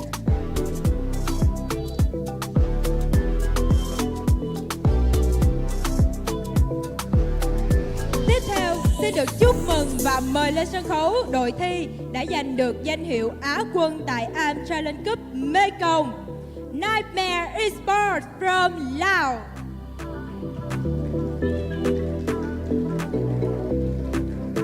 And now we are honored to invite on stage Mr. David, Esports Manager, Moonton Esports.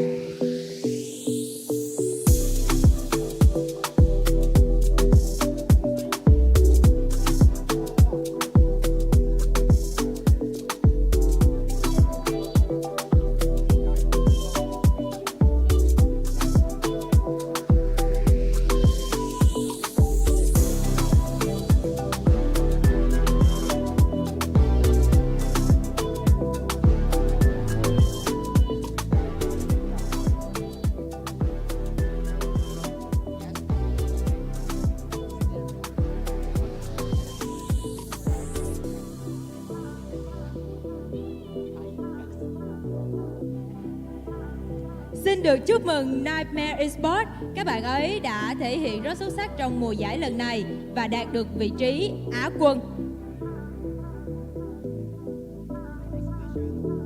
Once again, big round of applause for the runoff at the MCCL.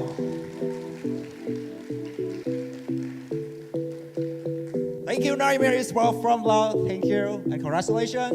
And now you can come back your seats.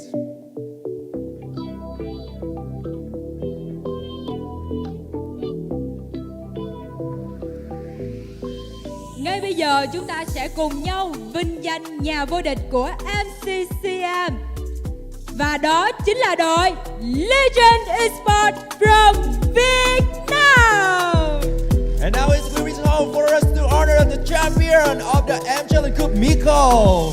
Congratulations, Legend Esports from Vietnam. Xin được trân trọng mời lên sân khấu ông Đỗ Việt Hùng, Tổng thư ký Hội Thể thao Điện tử Giải trí Việt Nam sẽ trao chức vô địch cho đội vô địch MCCM Legend Esports. We are honored to invite to come to stage Mr. Đỗ Việt Hùng, General Secretary of Vietnam Professional and Electronic Sport Association to come to stage and present trophy and rewards for the team that won the champion in this season.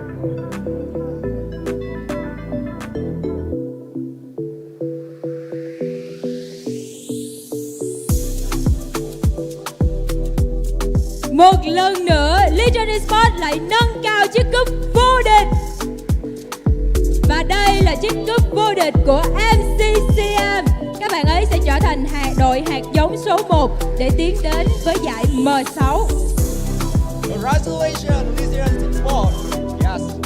And once again, you can raise trophy. 3, 2, 1.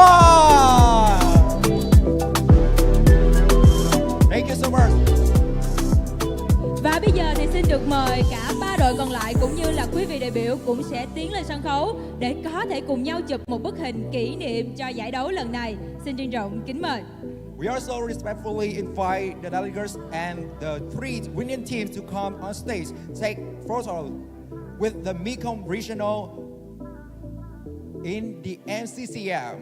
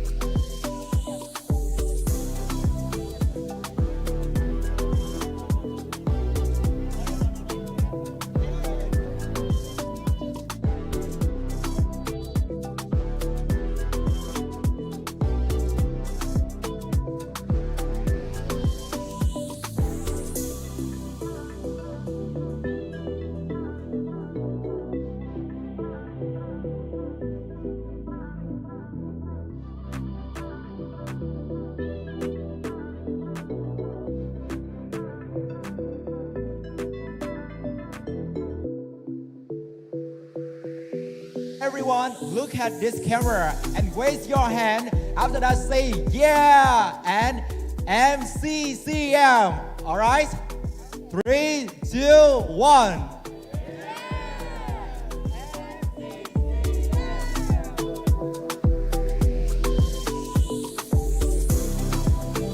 Thank you so much, everyone.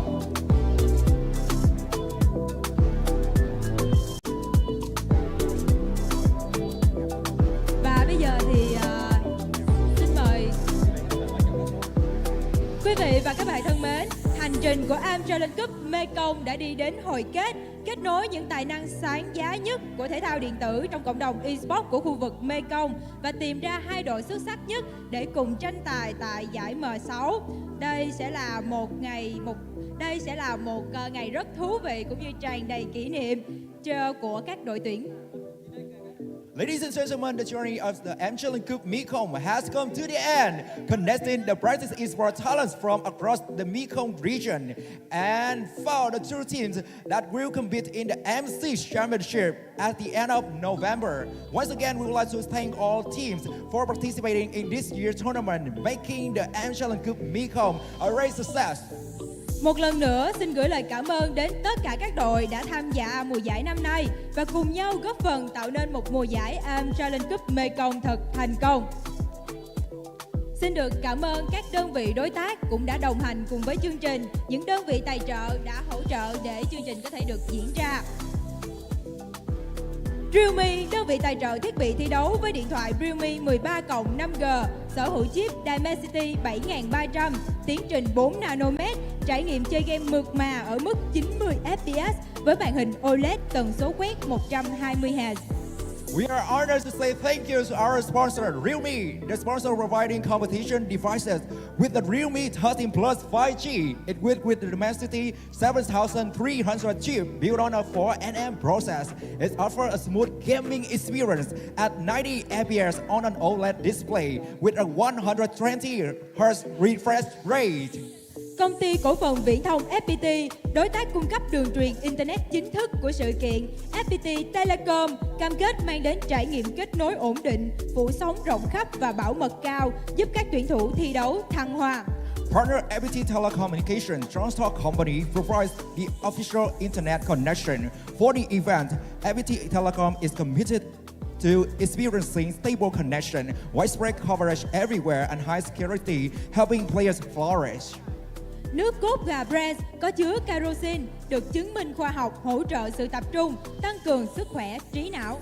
Brand Chicken Essence containing carnosine is scientifically proven to support focus and enhance brand health.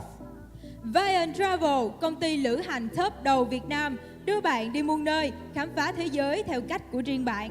Vian Travel is the top travel company in Vietnam, taking you everywhere, exploring the world in your own way. Một lần nữa, chúng tôi chân thành cảm ơn tất cả các đơn vị, cũng như cảm ơn tất cả các bạn khán giả đang theo dõi qua sóng livestream và các bạn khán giả đã cổ vũ cho các đội tuyển trong khán phòng ngày hôm nay. Và bây giờ, xin chào và hẹn gặp lại! Thank you everyone watching online and raise your hand once again.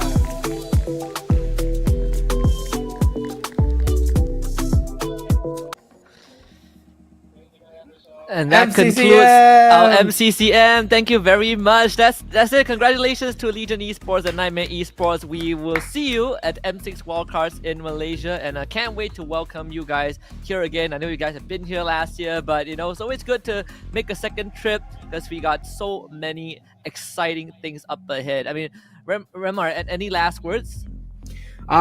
See you in M6. I am stoked, I am hyped, and I hope that Mekong takes their creativity from their region to face the rest of the world. Can't wait to see how they will rise from the ashes and be greater than great. But for now, that concludes MCCM.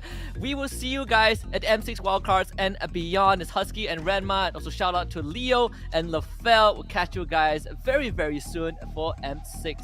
Goodbye.